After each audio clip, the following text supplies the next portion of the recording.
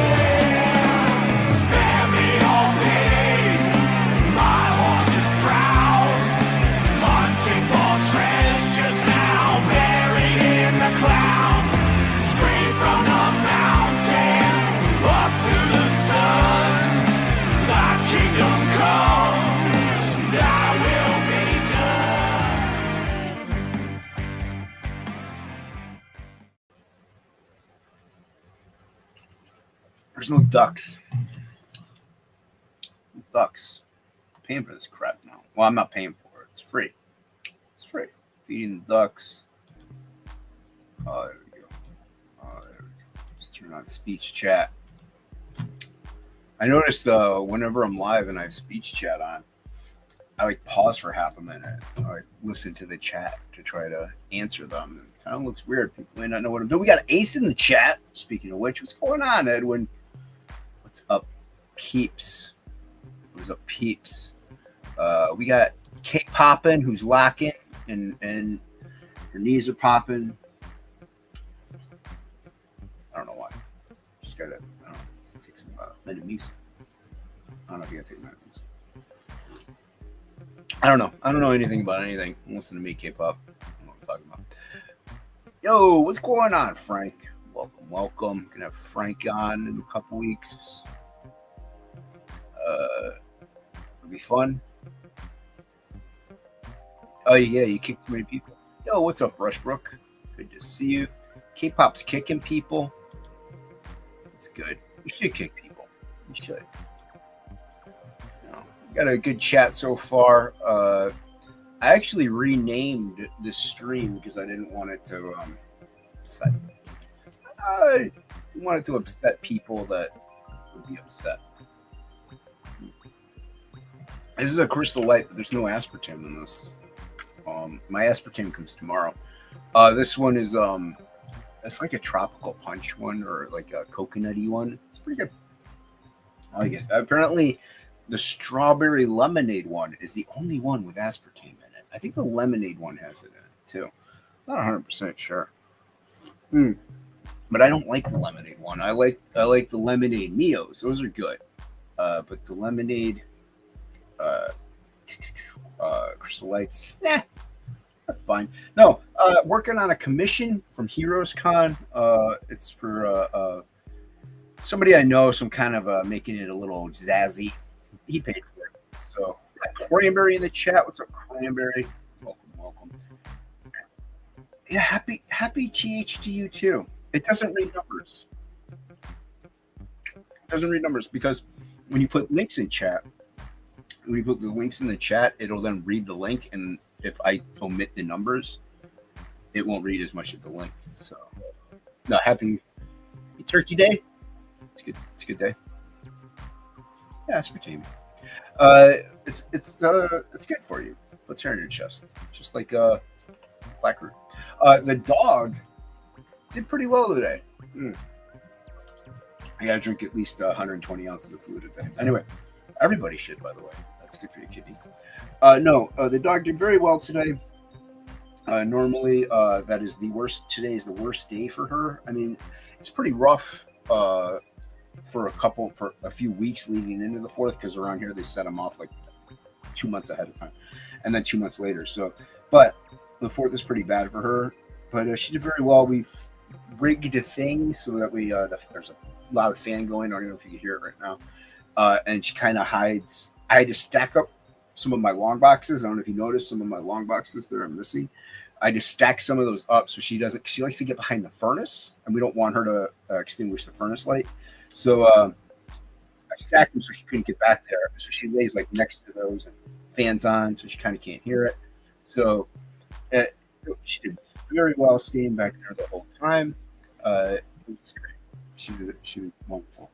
But she hasn't gone outside yet. So I may need to step back once I'm drawing, and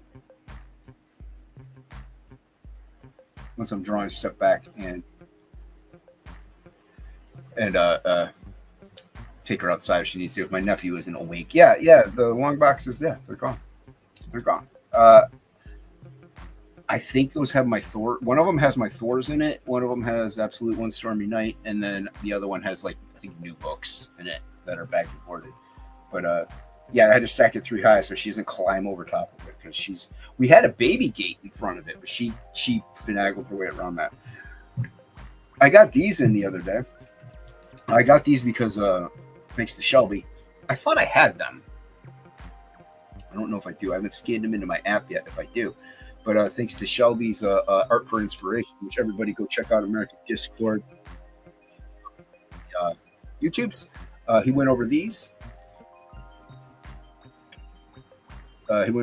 These are Sam Keith's Spider-Mans. They're dope. So I got those off of eBay. Surprisingly, they're more expensive than what you would think. But why is it not showing that chat?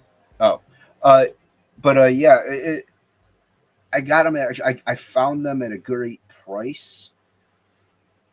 But I had to buy them separately and then combine it because you can get them I got like maybe $10. I get them at maybe about $10 less than what they were going for, but surprisingly a little more expensive than I anticipated. I thought they'd be like $4 or $5, but they're going for like $10 each, almost 20 sometimes. So they're cool though. Sam Keith, check them out. Check out Shelby's Art for Inspiration. You could look.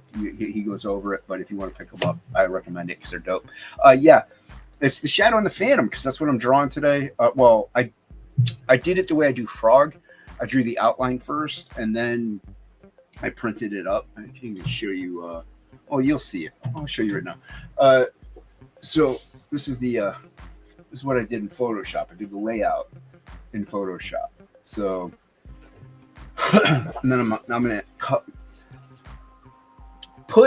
gonna put a little bit of spot color in it, not much, and then also gonna ink it up. So yeah, 2 Golden Age cats, cats, and it's for King Leek because I don't know if you know the ones anybody know or not, but it's for King Leek. He paid me for it. Art for aspartame. Thank you, Kren. Yeah, that's just it's just so I can actually make it right. I want it to be right, but I'll ink over those lines. But yeah, we're gonna get the drawing. I did drop the link in Jonestown, so if people want to pop on, they can.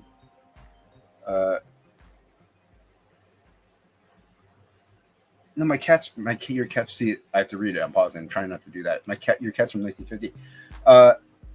No, we have kittens. They're young. They're from like 2 months old ago.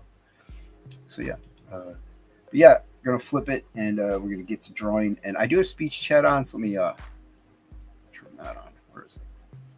Where's my banners at? Where's my banners at? K-pop. Found them. K-pop. There we go.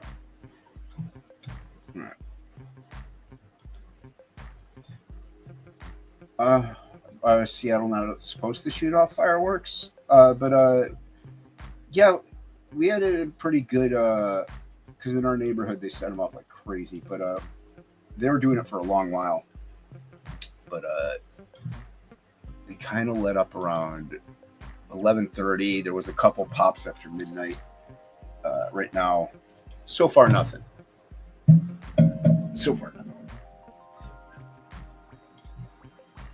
Oh, K-pop's always prepping for streams. K-pop's got a lot of people on. She's very popular. It was a great show. Stuck. All right. So let's turn that on. There you go. Let that blow out. All right. I need my heater. No, I want to turn it on.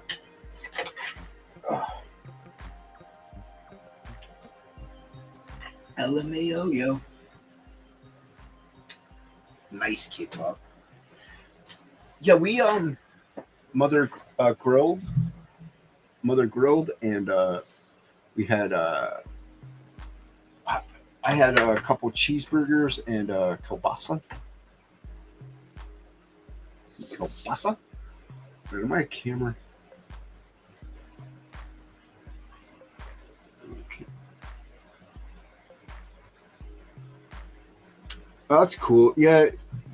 For some reason, one of our place in our area is setting them off tomorrow. I don't understand that, but yeah, but it's far enough away. We may not have to worry about it too much. Ooh, oh mop. But yeah, it's I'm not a big firework guy. I never have been. Maybe because I'm blind. So hey, thanks for sharing that out. Yeah, I can't see them, so it does me no good. I could see them, but I see fireworks all the time in my eyeballs because I got those little lightning things going across my eyes all the time. So oh, you had a oatmeal cream pie, huh? Interesting. Is it? You should get a Boston cream pie. Shelby likes the cream pies. Yeah. Well, no, that's cool. Like my sister, I think, went to Cleveland to watch them, and mother. See, I kind of already screwed up a little bit, but that's fine. We could work with it. Mother stayed home to watch the dog, even though I told her I would watch the dog, but no, I didn't screw up. I didn't screw up, Cranberry. Nah, Boston cream pies are perfect. Good for you. Just ask Schultz. But yeah, the regular time frames is what most. But for some reason, that one, I guess you'd call it a town. I don't know if you call it a town. It's not a city, village. I don't know what it is, but they like to set theirs off later for some reason. I think that's kind of dumb. That's dumb. You're dumb. But needless to say, yeah, I see little squiggly lines around my vision all the time and all that jazz. So fireworks are kind of wasted on me anyway. They're cool and all, I guess, but whenever you're sitting at home just doing nothing, they're really annoying. Just hearing the booms and you're just like, oh, stop already. You're trying to listen to things that actually have sound to them, like music or a TV show. Let's see here.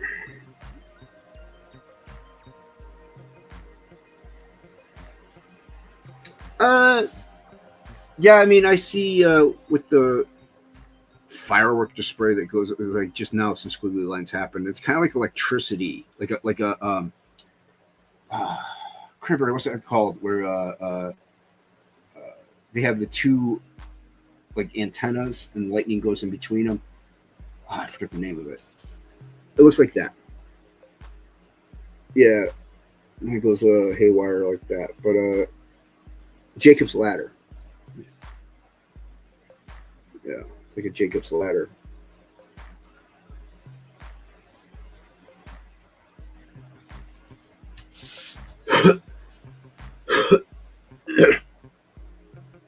You're watching phone stream, but yeah, so it kind of looks like a Jacob's ladder of lightning going across my eyeballs. Sometimes if with any light any light changes, and it's kind of obnoxious, but it's just because of my eye condition.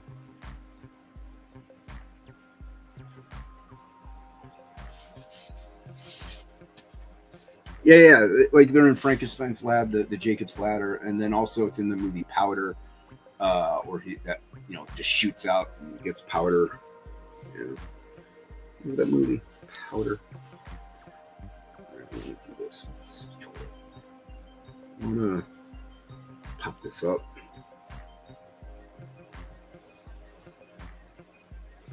Not pop it up like K-pop. No one can pop K-pop, but we'll do that. Get a little dirt in there. Get it a little dirty. There we go. Go over that a little bit more. Cool beans. Just spotting a couple blacks. It's facts, K-pop. It pops like the K-pops. Yeah, so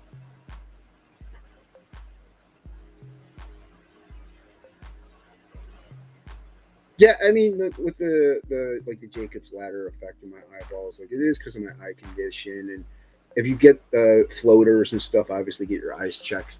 I get floaters from time to time, but it is what it is. But most people kind of get them, but they don't. You know what? I actually know a bit about it. No, but your eyes are important. You should get them looked at. You should get them checked out. I got to figure out what to do with him. I really don't want to make him solid black. So, let's see here.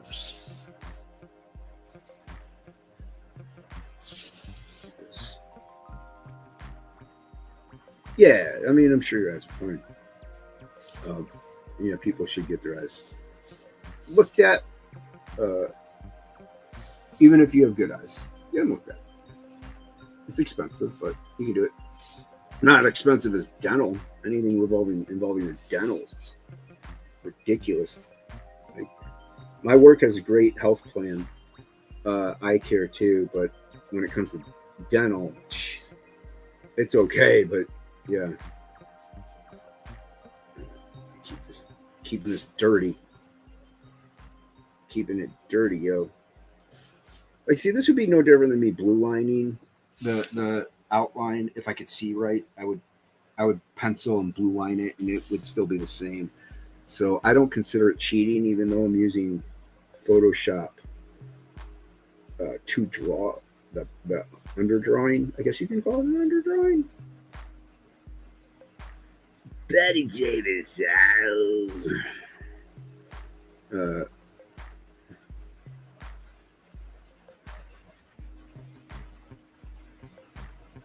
You're not an all-knowing doctor. What? Get out of here. Yeah, you get the idea with that. So trying to figure out where I want these blacks to land.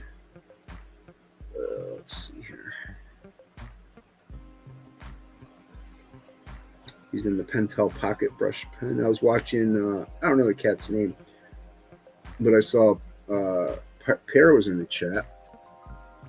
The guy was using a brush pen, kind of like how Shelby does. Where Shelby, he'll dip the brush pen and he was doing ink. Oh, I heard a boot. Who's backstage? I'll get over there eventually. Bring this person on. Who's this? What's up? Zap. Sounds like the most annoying voice I've ever heard. Close. Very close. Yeah. Mm. Oh, wait, that's Billy. Never mind. According to Liam, it's Billy. He has the most annoying voice. Liam? Yeah, Liam said Billy has the most annoying voice. He would know. He is from Aussie It's sort of like the Wizard of Oz, but a whole land. That's what I hear. You hear correct. People are saying hello to Ink Spots. Actually, just one person still. Oh, just one person. What's up, one person? Well, it was Cranberry. I think it was Cranberry. I was listening to what you were saying. What's up, man? What are you doing? Coloring. Oh, Coloring. The worst. The worst. It's not the worst. It's fine. It's fine. What are you up to? Felt Work. like doing a stream? Yeah, working on this Phantom Shadow piece for King Week. He commissioned me at Heroes Con, and I asked him like, "Hey man, is it cool if I finish Frog first?" Because he's like, "Yeah, it's no problem. Take your time." But he paid me for it, so Nice. yeah. So gonna make it 9 because of the delay. I told him like he wanted it originally be 9x12, but I was like, because you got to wait on it. I'm like, I'm gonna make it 11x17. Cool, man. Is he gonna use it for anything, or it's just he just wants that piece? What's that? Is he gonna use it for anything, or it's just he just wants it? Oh, he just wants it. It's a personal. Yeah, it's just Personal thing. Personal commission. Gotcha. Yeah, it's nice of him to commission me for it. So, I mean, you kind of have to say that, right? well, no, I couldn't. It was money. Anybody that gives me money, I'm like, it was nice of them to. Oh, I gotcha. Yeah. Yeah, I don't care who it is. I don't care who you are. What you want me to do? If there's money involved, I love you. I love you, man. I love you, man. Thank you for Hey, the money. $20 is $20, you know. $20. Fool. Give me $20. So you're working on a Frog page. Is it the one you're having trouble with? Yeah, I got it now. I got it now. I knew you would. I had the utmost confidence in you. I was just tired. When I'm tired, I can't do stuff. That's what I was saying. Just I don't know. Your brain just doesn't work right when you're tired. No, Right. and that's what I was saying. Like, you just put it aside. Hold off on it. It'll be fine. It'll be fine. Don't worry yourself. Frog G, it's fine. That's the tagline. That's the tagline. When we launched that, do you like Frog G? Because it's fine. It's fine. It's fine. We worked so hard on Frog G that it's fine. Do you like average things? You're gonna love Frog G because it's average. It's fine. Hey man, super average. I put it up there with any other average book any day of the week. I think I need eyeball. I want to do that eyeball realistic. I think I'm gonna get some reference out. What? Yeah. You cheater. Yeah, reference is cheating. You cheater. Who uses references? People that want it to look good. I thought we wanted fine. Good and fine. Okay, I like the way that eyeball looks. Mid in the best way possible. I'm gonna use it. Use it. Yep. Just drag it over, copy and paste. Use it. Dude, I ain't gonna Ritter it. John Ritter? Yeah. No, Ted Ritter. The Texas guy. He's and Cowboy. eyeballs. Oh, geez, awesome one. What was John Ritter's wife's name? Do you remember? She was hot. Suzanne Summers. No, it's not Suzanne Summers.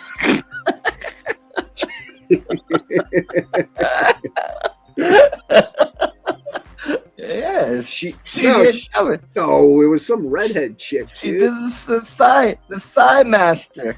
No, that's not his wife. Awesome says use Anna's 100 eyeballs. You said that. Yeah. Oh, okay. I mean, there's 100 of them to pick from. Yeah. Yo, what's up, Maromi? See you. Just like the pattern. Yeah, the redhead from Problem Child K-pop. How dare K-pop? Oh, Find it's it for me. not- Find it for me, Kate. That wasn't good a reference. That wasn't a good I reference. thought you said you were going to use that eyeball. You're like, oh, this is a good reference. I'm going to use it. Then I looked at it and I changed my mind. Oh. Maybe a different reference. I like this. This reference better. Are you sure? Better reference. Yeah, I like this one better. Sure about that? Yeah, I could see all the bits and pieces in this one. I could see the bits and the pieces and What? the stuff. Just use. Listen, use, I'm not gonna Holinsky it, but it's reference. There's a way to use a reference and a way not to use a reference. yeah, copy and paste it. Yeah, she's John Ritter's widow. What's her name? No, just use one of your old frog pictures that you colored up as a reference. Want to do this? Oh. I'm gonna not listen to you and do what I want to do. Okay. Yeah, she was in Men in Tights. That's her. Remember the movie Men in Tights? The redhead in that movie. Marianne. I thought that was Gilligan's Island.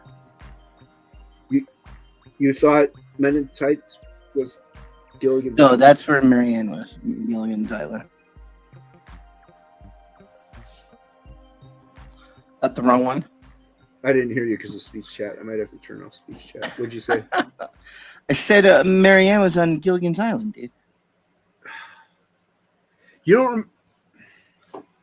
No, Marianne from. There's more than one Marianne. You know this, right? What? Yeah. But that name's already taken. Why would someone want the same name? Amy Yazbek.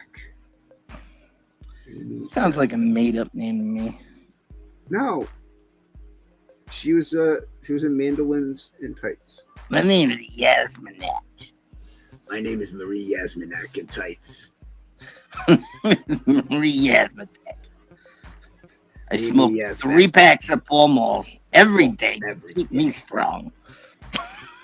That's what I smoked. Pall Malls. They were cheap. They were made by the same company that makes Marlboro. Hey, happy 4th of July, everybody. I hope you had steak or hamburgers, hot dogs, a nice, extra, a nice extra day off. Yeah, had the day off. That was the best part. Nice. Oh, nice. I'm like coloring the wrong eyeball. Oh, that's good. That's fine. It'll work. I'm gonna do this. So one. glad you're the colorist of Froggy. I mean, you lie good, but that's fine. Thank you for the lie. I appreciate it. I appreciate your lying, your Fibonography. The Fibonacci phonography. Fibonnometry. According to K-pop, Marie Antoinette, John Ritter's ex-wife, is still hot. Cranberry's leaving? Why's Cranberry leaving? He's tired. What? He's tired of my shit. He's no longer put up with it. I don't blame him. I'm It's tired over. of it too. Yeah, I'm tired of it too. get that a lot. Later, Cranberry. His work. Later, man. Yeah, I started working on this, finished my oil painting for class. Then I did this, and I've just been listening to ebooks all day, avoiding family members. So Did you redo your assignment, or is it a new one? I just painted over the top of it, called it good. Oh, I'll fix the next one. The next one will be better. sure it will. Probably not. Oil painting's hard. Yeah, It's actually one of the most challenging things I ever tried to do. So there you go. painting an apple in a vase. Yeah, yeah. Unfortunately, yeah. This has been pretty hard. Most challenging thing of his entire career as a colorist. No, learning how to oil paint. So that's what I'm saying. Yeah. But you had to paint the apple and the vase to learn how to oil. It's weird because I always heard that Oil painting's not like super hard. It's pretty easy to learn. And then the mediums that I was told were super hard, I kind of picked those up pretty fast. But I always heard that oil painting wasn't as hard as people. No, it's fucking hard. Oil painting's hard. Really, any painting is kind of hard in a way, but I think oil painting is the hardest one to learn. Yeah. Like, because to learn you got to learn color theory and technique and everything for each one of them. So, and each one lays differently. So each one is a different animal. Well, I'd say it's hard because it is hard. It's a process you have to do. Like you have to do it in a certain order. It seems like to come out right, or else you just end up with some fucking muck. So it's like you and I, we do stuff. Well, not right now because I have reference, but a lot of times we do stuff from imagination, and that's just not how you learn to do oil painting is drawn from life, which I find that completely ridiculously boring. And then you have to, even after I learn how to oil paint, then I have to, because most of the time they teach you from observation from life. Now I have to figure out how do I do that for things that I've made up out of my head, where I don't have exact reference to mixed paints and stuff. So you kind of got to learn it and then adapt it to what you're going to use it for. Well, you could, let's say you're painting Superman. You could still look at a photo of a swimmer in a lighting situation and be like, okay, that's where the colors would probably be. Like you're just not gonna. You would mainly use reference for that, not so much the actual person. Yeah, but but they teach how to like do it. Like they're teaching you exact one for one copying. Right.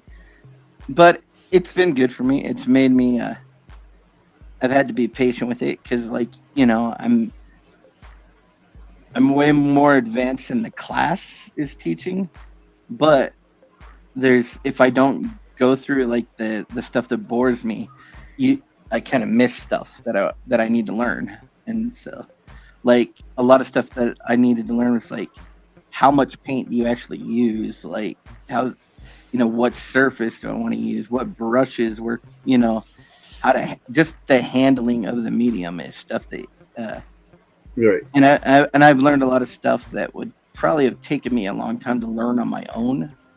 But the annoying part is you have to like go to class. You can't just skip ahead. They're not going to let you learn anything else until you're not going to go to the next level till you do all the stuff that they want you to do. Right. So. Yeah, like Awesome One says, it's the basics. You got to learn them. Yeah. So doing that's been rewarding and absolutely infuriating to have to go back to the beginning. It's like I just want to be painting skulls and they want me to paint apples and faces, like literally, and shapes, paint a cone in a square and a ball with a shadow cat. Like, oh my god. Yeah. Oh my god. That's how you get better, by painting balls. That's how I learned.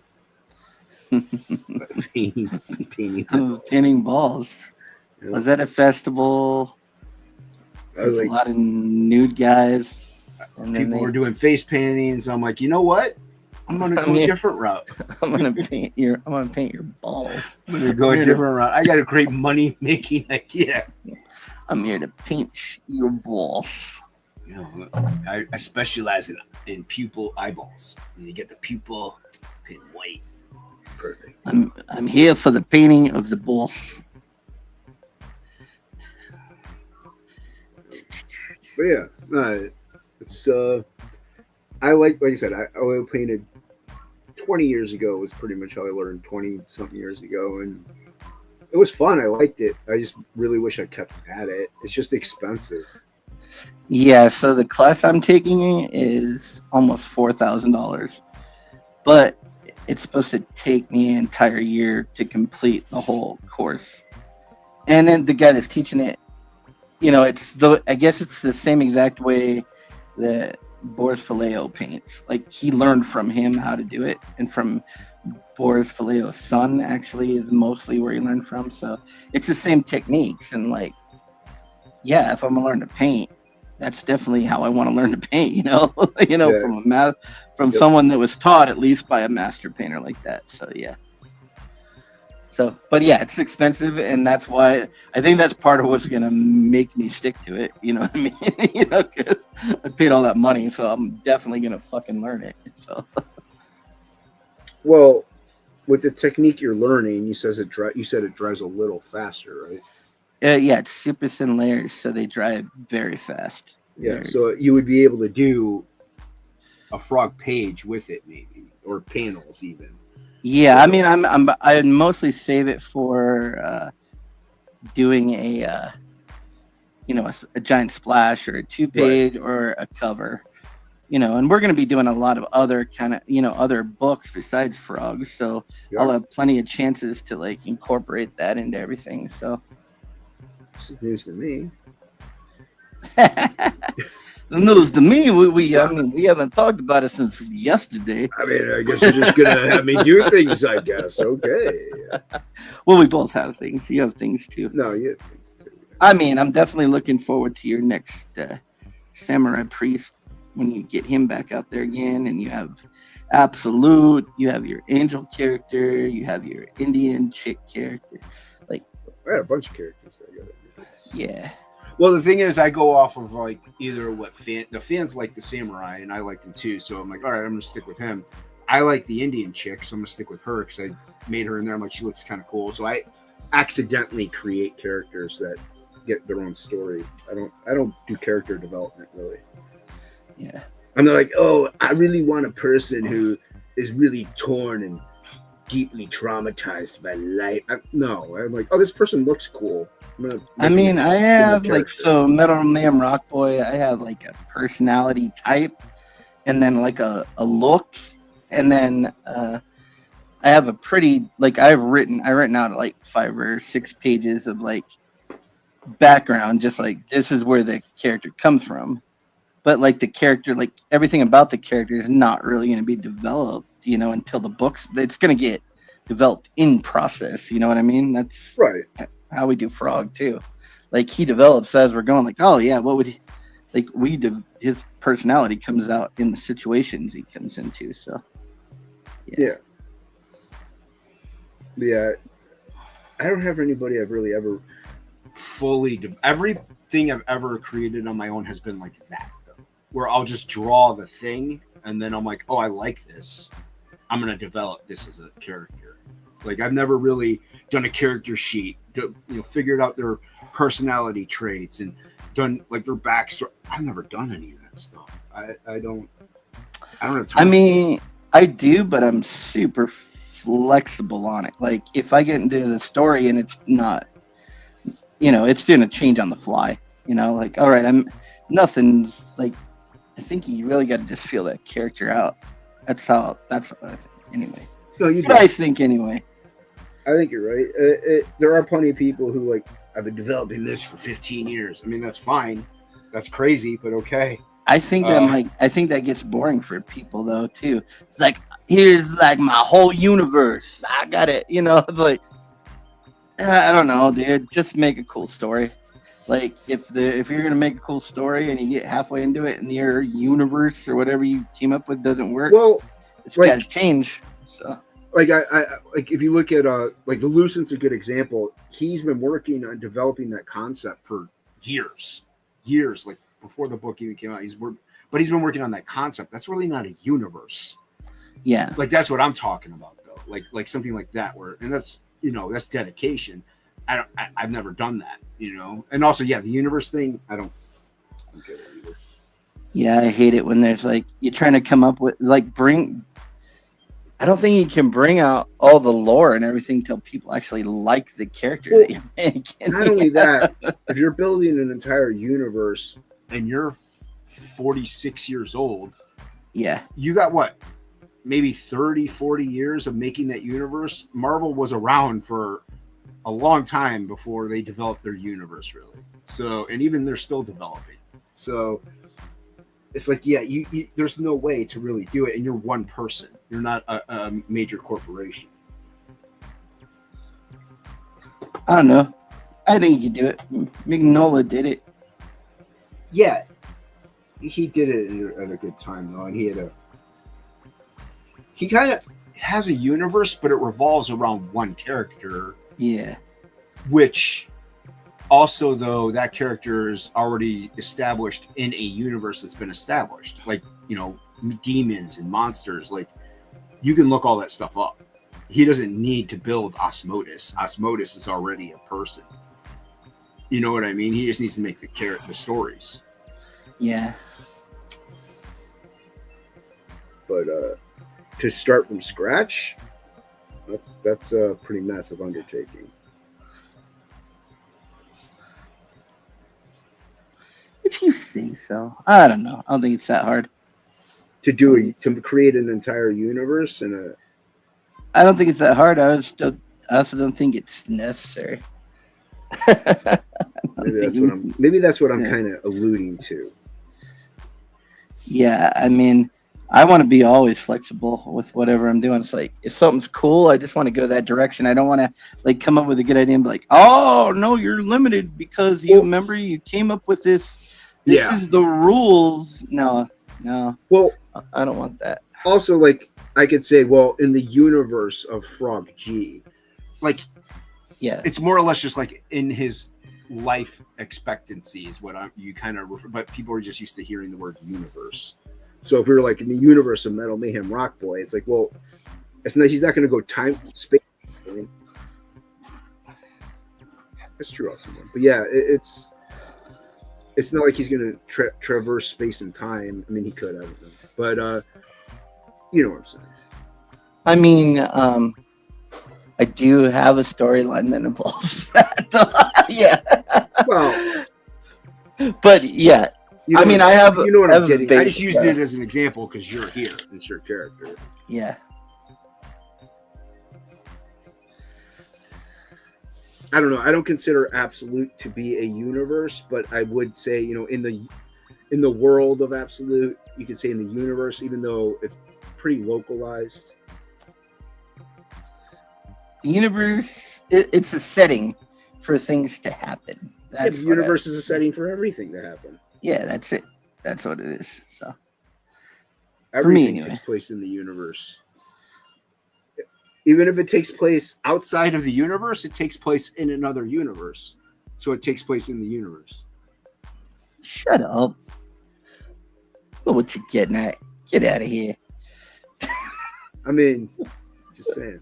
I'm just saying. Listen.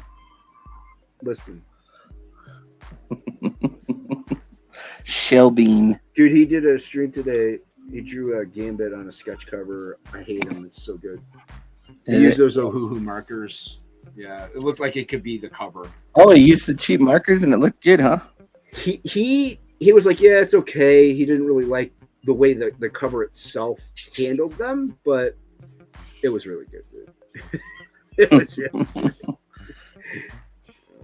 Everybody go subscribe to American Disco. When are you going to start doing stuff on your channel? Nope. Who? You? Me? No. Luke. I did it while, you know, I used to. I know. When you start I don't know when I'm going to get back to it. Soon, you know, because we need to promote stuff, so probably soon. It's just I have to start from scratch again because I haven't really done it in so long. You know, 10 years maybe since I got rid of that other channel. Maybe, well, it's 5 or 6 maybe. So didn't you also didn't you nuke everything from it? I nuked everything, yeah.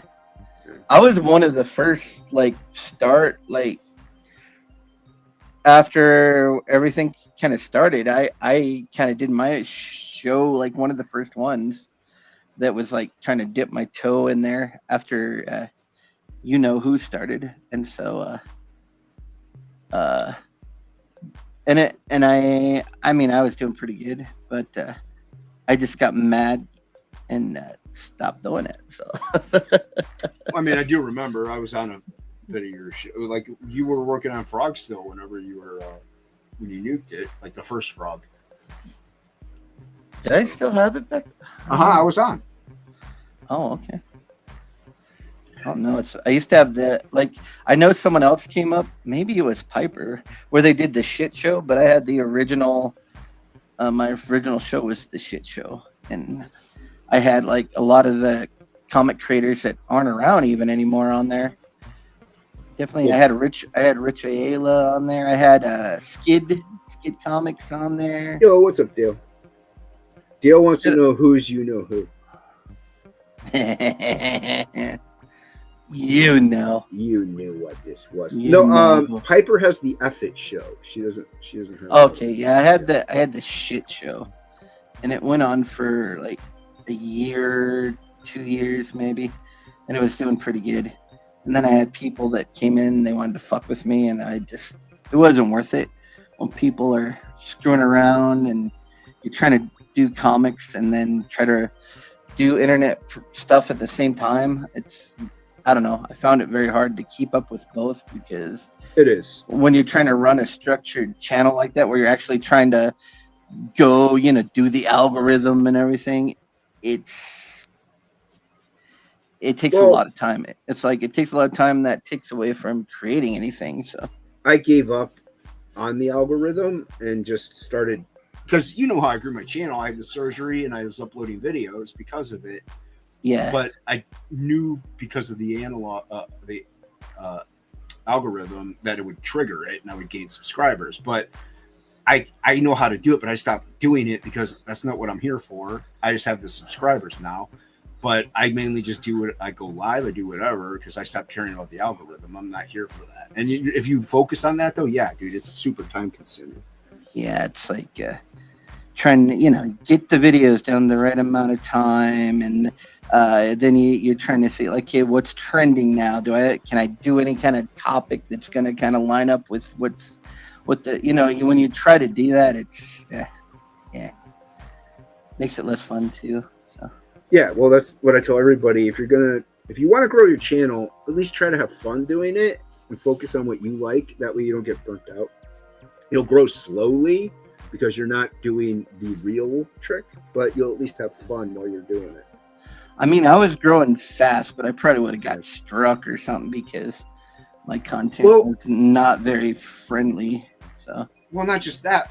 If anything, you would have started stagnating and you maybe be losing some because you probably would have strayed at some point. yeah.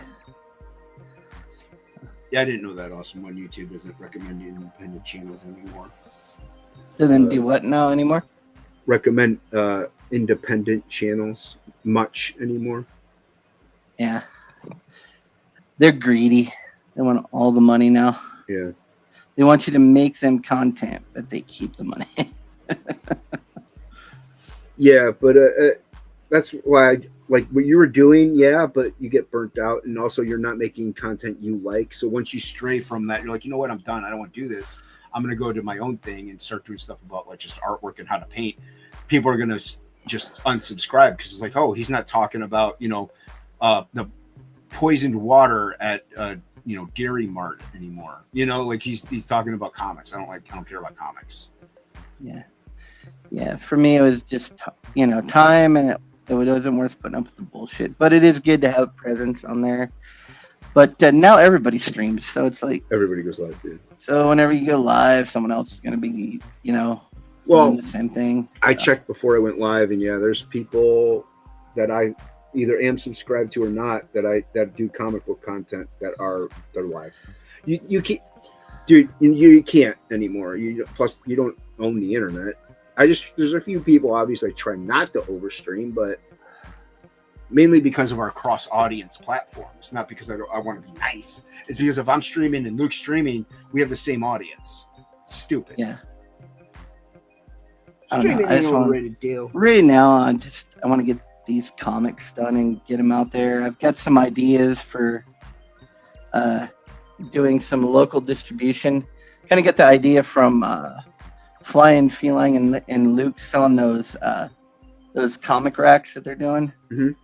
So I think I'm going to buy probably 10 or 12 of them from him. And then I'm going to try to do some, I haven't even talked to you, but try to do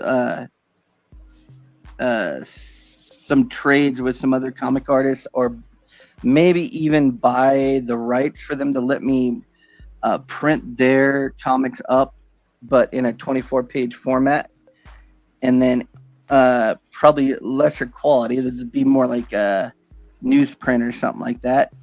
And it would be so. What I would do is set up those comic racks in local businesses. I would start probably just in my county first, Yavapai County in Arizona, and it would just be for Arizona. So I'd buy the rights just to be able to print those up and put them on comic racks for sale just in Arizona, and then kind of just make a run like once or twice a month and replenish those comic racks. But they would be in all kinds of businesses. I mean, we're tourist kind of county here, so it would be like antique shops. We have a ton of art galleries and like hipster kind of art galleries and things like that, where I know that I could set up a rack in there to sell comics. So, but I mean, I want to do like some trades, so I have like maybe 5 or 6 different comics I can put on the racks, and then just the racks are small, so there'd be, they won't take up too much room in a place of business. So, like antique stores, things like that. Just do something like that. I mean, I don't mind wasting. Well, not wasting, but I wouldn't mind. Just take a couple of days out of each month to run around and just refill them, and then collect my money and things like that. So when you say buy the rights, what do you mean? Like so buy the rights to Soul Tack, or you're just gonna be like, hey? No, I would say like, hey, Dan Plagle. So the first thing I would do, I haven't discussed it with you, like say, hey, can we trade you, like 20 Frog G books for 20 Goblin Girl books? So, and then if they don't want to do that, I could say, hey, can I give you $200 and you give me the rights to print up, to split your book into small 24-page comics and sell them on my racks just in Arizona, not online. Like I wouldn't interrupt their online sales or anything, but this would just be physical copies of indie books that I could sell off the rack. So, right, it's like something like that. Yeah, it would be like a local thing. I don't know if you could read this from where you're at. Let's see. There was somebody in Pacific Northwest who was doing a one-man indie comic distribution route up and down the coast. Yeah, and that's basically what Samedi does too. I mean, on a much larger scale with his books, but same sort of thing. So I just might do something. I know. I don't know. I'm just looking at something that I could do that's every bit of income we can make from comics. Let's just make comics. You know what I mean? Right. So it's like if we can make a living off comics, we don't got to make a living off doing anything else except comics. So. And that's the goal, obviously. And so I'm just throwing rocks at, seeing what works. I'll try anything. So right, throwing rocks at the wall and see what sticks. Yeah, throwing rocks at the sky and see which ones bounce. You're throwing rocks at the sky and seeing which ones stay there. Yeah. No, it's not a terrible idea. It's worth a shot. It also gets other people's product out there. And they're I don't see why they would say no. Like, no, you can't trade comics for comics. Or even like I don't mind paying for the distribution rights, like just for my area. It's not like I won't be competing with them like online to sell their own books or anything. It would just be more of a localized distribution. So eventually, hopefully, it would grow into like all of Arizona, the whole state. So at that point, then like it'd be like quit your day job, and that's what you do along with making comics. So right, yeah.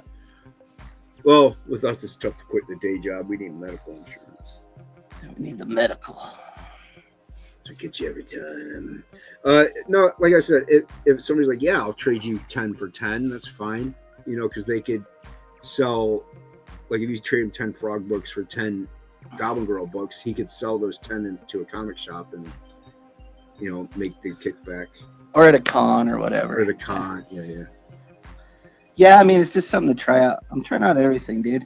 Small scale, big scale. I don't care. I just want to get the books out there. Yeah. No, It's like you only need one thing to work. Like, so you got to try a lot of things. We need one thing to work for you. Yeah, that one thing is Frog. Yeah. Well, Sign up today, everybody. You'll get an 8-page preview soon. yeah, we're gonna do a lettered PDF and send it out, but you only get it if you're signed up for the mailing list. Yep. So.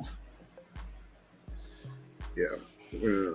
And Rick never. I texted him. I'm like, "Hey, man, you still coming over Saturday?" No, he didn't show up. He didn't reply. Well, it's supposed to be tomorrow. He's showing up, but Oh. he never texted me back. Oh, yeah, let you know. So I think we'll become the next Leonardo.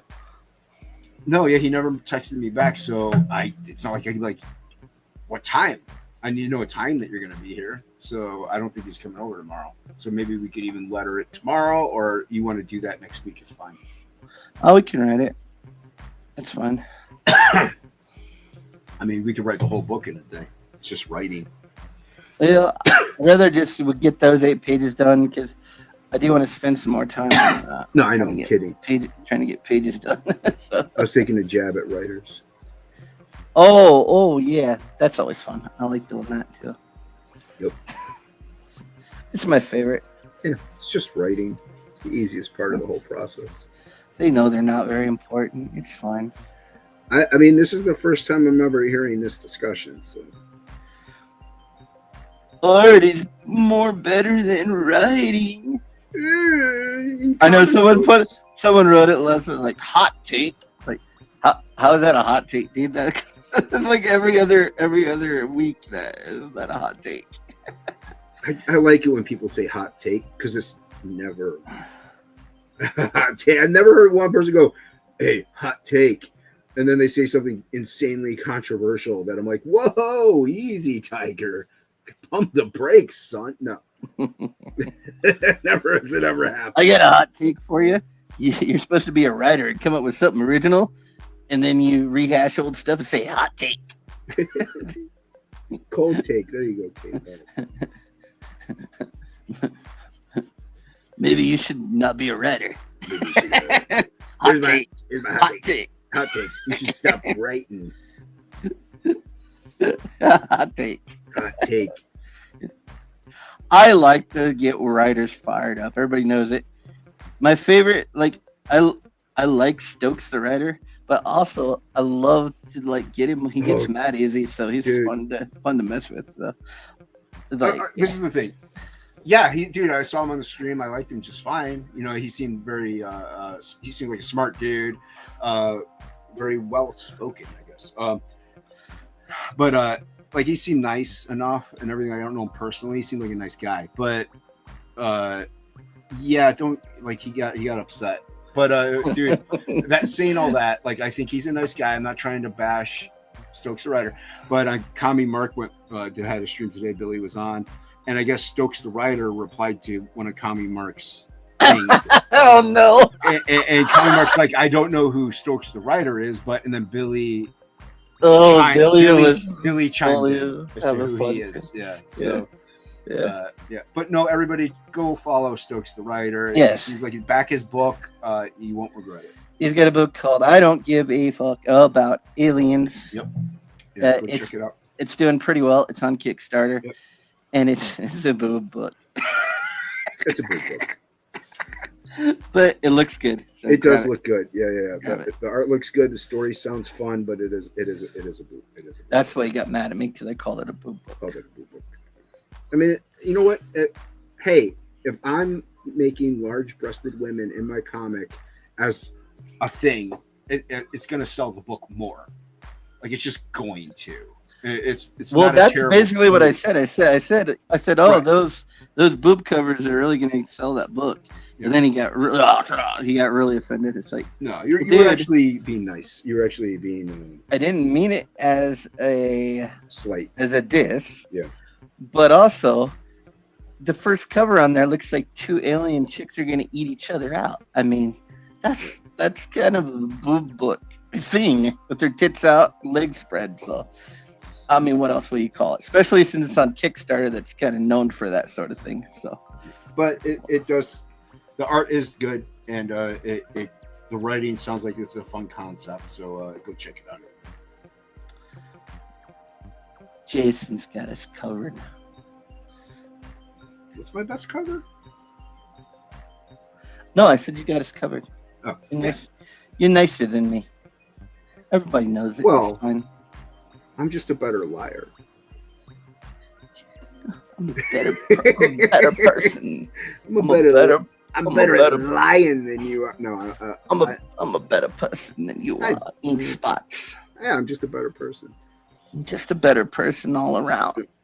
Bancroft makes money because he's a good storyteller, and his art is actually pretty solid. His colors actually are fantastic. Bancroft makes money because he's a fantastic promoter. Yeah, like he's got a great number of people that watch his show consistently. He's got fans. He did everything right, and it worked out for him. So, yeah. And The Lucid is a good book. Plus, his book is really good. It's a good book. It's number 10 of Adam Lawson's top 10 crowdfunding comics of all time. And he's backed over 400 campaigns. So that's pretty good. Yeah. I know that because I follow Adam Lawson on TikTok. Yeah, I mean, I think you probably post the same thing to Twitter. To tweet us. Okay. Yeah, you're not wrong, Dale, but hey, people still like that stuff. People still like fast food. People like the Marvel movies, the fast food movies of the cinema industry. Like, I mean, people like it. I mean, I don't mind if that's your concept to sell the book, you know? Listen, men don't have titties, and girls with big titties use their big titties to sell books. So if you got to draw titties to sell books, maybe that gets them in the door, and then they'll actually read it and be like, oh, this is a good story. Look inside, see, it's good art. I don't have a problem with however you sell your books. I mean, if that's what you got to do, that's what you got to do, especially if it's working. If it's working and it's a quality product. Like you said, the art, and I've seen it, the art does look good. I looked at the inside of it. Yeah. It looks good. It looks good. So it's not like it's a terrible book and he's just using giant breasts to sell it. Then I'm like, yeah, you're just using a gimmick at that point. The only reason I even care about it is because it made him mad. I think that's funny. Yeah. Dude, you don't want to. You showed a weakness, and then I had to pounce on it. Dude, anyone who's ever had a sibling or anything like that knows if that sibling makes fun of you and you get mad about it, they're gonna do it more. But if you roll with it and you just go with it, they'll stop. Like it's yeah, because it's no fun anymore. Oh, not making him mad. All right, whatever. I'm done.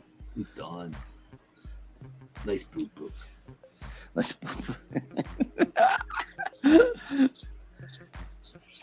mean, come on. Goblin Girl, it's not a boob book, but she's got big boobs, so some people would call it a boob book. Goblin Girl is definitely a boob book. But it's not. It's made by a guy named Boob Dan. It's a boob book. Technically, you're not wrong. I don't think Boob Dan would care that it called it a boob book. He would be like, yeah, there's boobs in it. Lots of boobs. Yeah. Technically, I can tell you, though, that is going to be one of the best books. Dude, yep. People are going to be completely blown away by it when they get it. So yeah, that book looks so amazing. Billy Basco did a great job on it. So they're a great team. As much as it pains me to say, pains me to say it. No, it's okay that he's better than you. Don't worry about it. He might be. Yeah, I think he might be. It's fine. It happens. Well, it's also a different coloring technique. So. Well, he's kind of coloring how I used to color, and then I'm doing something else now. That's what I'm saying. Different coloring technique. Now I'm just slower and worse. That's all. I was like, that's my new technique. Yeah, that's right, kid. No, I just like textures and stuff more now. Try to put a lot of texture and stuff. Like this page, I don't need to put a lot of texture. You already textured the crap out of it. So it's all textured up, ready to go. Yeah, sometimes. overdo it though. Let's see what we got. Looks good. We got the light. We got the monster. Yeah. I really like those bottom 3 panels. Yeah. Yeah, I got to work on that big eyeball, but somehow I ended up working on the smaller one first. So Why not? Yeah, those, that's I like the top left or right 2 with the glowing eyes. It's perfect. Yeah, that's what I pictured. Yeah.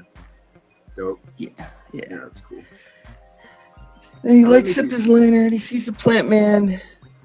Yep. That next page is gonna sell. It should sell him running from the plant. Yeah, the big one. The big splash plant. Splash page is gonna be good. So. K-pop_junkie says, "Gotta love all the balls." Lots of balls. Mm-hmm. You got some balls, kid. You got some balls. You ever see the movie Ladybugs? No. With it's got Rodney Dangerfield in it, and he's a soccer coach. Yeah. And he gets to the soccer field. He opens the van bay door. All the soccer balls are there. He stands in front of it. He's like, all I know is I got a lot of balls. Get a lot of balls. That's so stupid. I love it, dude. As far as I remember, that movie sucked, but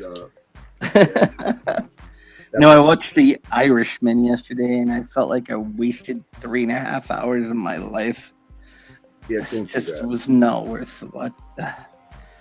It's just because the ending was 0% satisfying. I was like, all right, but I guess it was a bit like a real story or whatever. So yeah, but it's like I said, just watch the movie Hoffa. Like it's a better movie. Just watch some Hoffa, some Jimmy Hoffa. Yeah, he's a good guy. He wasn't. What are you talking about? He's a great guy. What are you talking about? Not from what I've seen. Huh. Created the Teamsters. Yeah, unions suck. There's what's wrong with this. Huh. News to me. Unions suck. What's wrong with the workforce? Papa don't preach. I don't know. We don't have unions in Arizona. No, I don't know, dude. My mom was in a union 40 years ago. You know what I mean? Like and it seemed to be fine for her then, but yeah, I think it just depends on what union you're in, who you work for. But yeah, for the most part, from what I hear, they're not very good. You remember? I don't know if you remember. It comes up like maybe once every 5 years or so. Artists across the board are like, we're going to unionize. We're going to make an art union. You ever hear about that? No, but it's funny. It's the dumbest thing on the planet. And then the corporate America responds by going, we're going to make AI. And then we don't need to fucking worry about it. Yeah. You're out of here. You're out of here. Have your union. You can have your union and eat it too. Don't need you anymore. Yeah, I mean, that really AI was made for these movie companies not to have to pay. Well, I don't mean artists anymore. I don't mean artists as in movies. I mean artists as in comic book artists. I think even that will be. I don't know if you ever heard about them wanting to unionize. I'm like, that's the dumbest thing. You people are retarded. I mean, I understand. The field definitely pays way under livable wage. Like not even remotely livable wage does comics pay. So I understand it, but like, yeah, it's not going to happen. It's not going to happen. It's the same thing. We'll just get a bunch of writers and use AI. Yeah, it's coming. Like some of the stuff that AI is already doing, and it's going to come that through so fast. It's going to blow everybody's minds. So. Wasn't that part of the one of the stipulations the writer strikes tried to do was to say no? They wanted no AI. I don't know. I think that was one thing they wanted was no AI. I understand it. Yeah, I do too, but not gonna happen. I did a little test with Grok, and I just gave it like a few parameters, and it came up with an okay story. I was pretty surprised. I'm like, what the fuck? Okay, this is not good. Dude, why are you telling people who's writing Frog G2? I don't appreciate that. We haven't even wrote it yet. Yeah, that's what Grok is for. Yeah. Hey, Grok. Hey, Grok, write my frog book, man. there's this frog, right? Grocky boy. Hey, Grocky boy. Hey, Grok. Grocky baby. Grok's like, yo, Hey. man, there's this frog. He ain't no jive turkey, you know.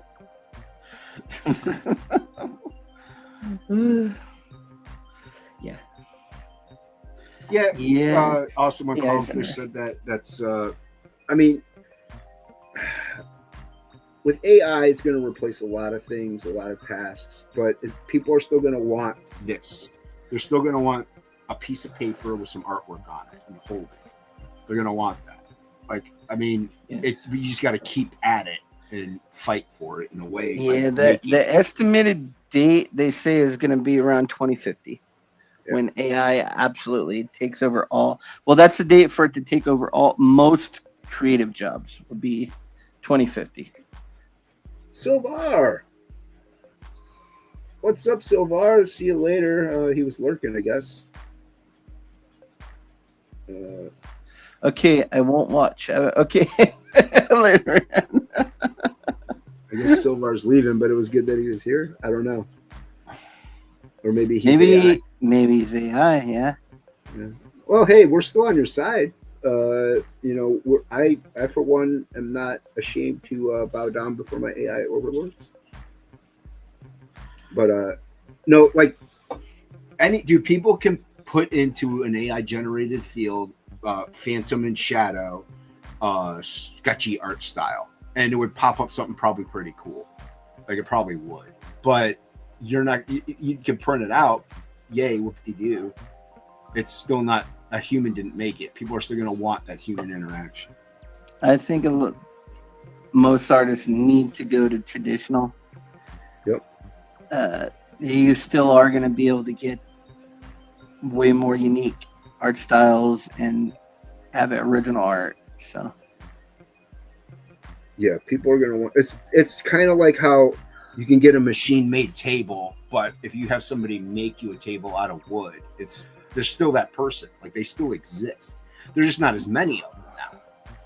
It's a specialized field. people do like handcrafted things. Right. So That's what I'm saying. if Like you have an original painting to hang on your wall, whatever. Yeah. and also, if People somebody want that. comes over to your house and you have a painting hanging on your wall, and they're like, "Oh, that's cool. Where'd you get that?" "Oh, I typed in some prompts." They're like, "Oh," but if they're like, "Oh, this guy named Inkspots did this. He took him like 4 days." They're gonna be like, "Oh, that's really cool." So I mean, there'll always be a niche market for traditionally done stuff. Always will be a niche market. So, I mean, not as far as mass market goes, people don't care who makes the comics. They like the mass market, like not old school comic collectors, but for the mass market, new people getting into it, younger, they're not going to care if AI is involved in the making of the comics. Just like they're not going to be care if AI is involved in the making of the movies. As long as it's a good product, they're not going to care. But there'll always be a niche market for traditional art and things that are made by humans. So It'll be kind of like an artisan thing. You know? Yeah, it's like exactly. It's a specialized thing, and yeah. just like, I mean, just because a camera came out and and digital art came out, people still buy oil paintings, Right. and they buy them for a lot of money. So If anything, it made them worth more. yeah. So yeah. Listen, money launderers need original art. You're right. So that they need it. You are. That is correct. The money launderers need you to learn traditional art so that they can wash. That is correct. It's kind of funny how that is actually more true than what people realize. A lot of art is owned by criminals. Do you really think an orange square on a black canvas is worth $56 million? What's more likely, guys? Yeah. Yep. A lot of fine art owned by criminals. Like, come on, a banana taped to a wall, $20K? No. Hey, now you're talking. Banana wall art. Yeah. Hockey loves that one. His favorite. Speaking of which, where is it? Should be here. But yeah, AI will always be a topic of conversation even after it's taken over. It's always going to be something people are going to discuss and debate. It's there. I mean, well, what I'm doing right now, when digital first came out, it was like the same thing. Like, yeah, it's gonna, and it kind of did take over, but there's still traditional art. It's still there. It didn't go away. So. Dude, when digital came out and everybody was catching on doing it, I was like, that's cheating. Like, I'm never doing digital. Everybody thought that. Yeah, only cheating. Like you and then once you do it, yeah. Once you do it, it's like, well, it is. I'll give it. It is easier process. It's the same amount of work for me. Actually, if I color this by hand, it'd be done faster, probably like a little bit faster. Here, I can zoom in. I can noodle. I usually spend longer because I can redo as much as I want. Yeah. When you make mistakes traditionally, you can't just, they're harder to fix. So, dude, drawing like this whole thing that I'm doing now, I still would be barely done.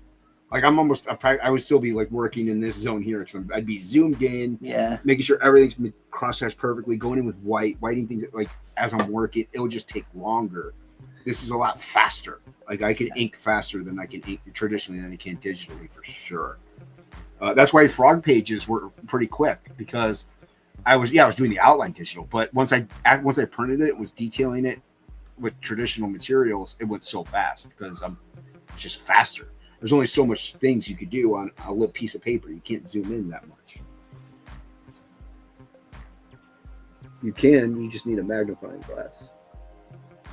I know.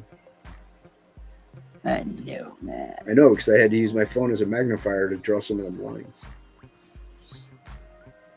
And to get his pupil right. His pupils. But yeah, dude, people are going to still want human-made stuff. Yeah, I think it is definitely a good idea to just learn how to do traditional. Oh, and I always tell any artist that is new or young artist, and they're like, what do you recommend? And I like, learn traditional first before you learn digital. Well, I started traditional, then I went digital, and now I'm going back to traditional. So, yeah. Yeah. But learn traditional first, always. Like, it'll only strengthen your digital skills.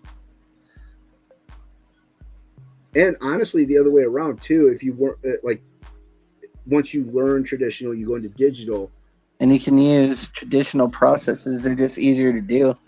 Like, I use a lot of oil painting, watercolor, even just like pencil techniques. But I use it digital, and you can just do things in digital you can't do traditional. Like, you can mix oil with watercolor, which, wet on wet, whatever. You can do all kinds of crazy stuff digital. So, well, not only that, once you go back, if you do digital for a while and you go back traditional, for me, dude, it tightened up my traditional work because I can't zoom in anymore.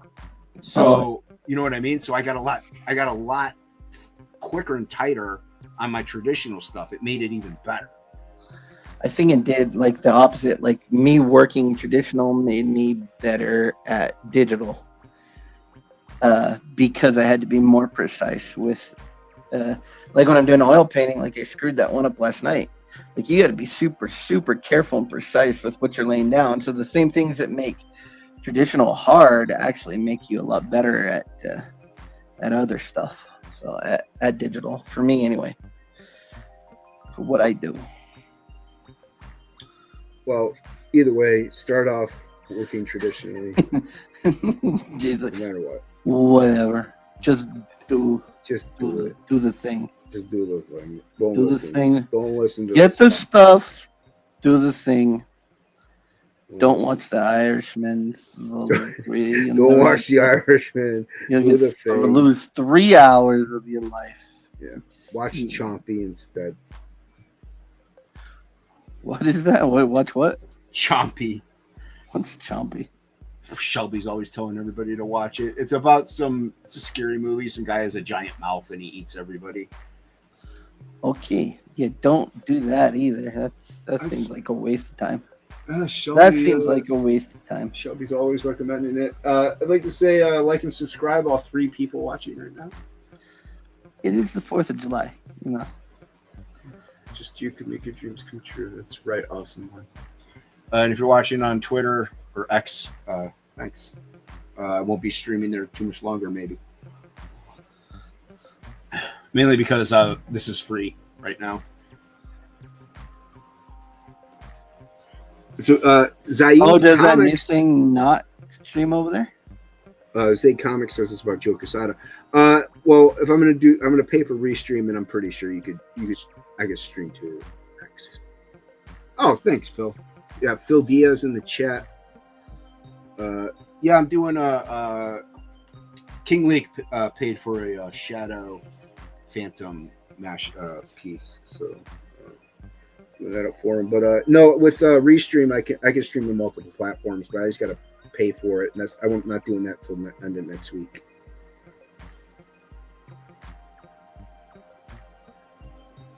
Are you still there? Yeah, I'm here. Oh. I'm just. Yeah. I was just working. I'm working. Trying to get that eyeball look right.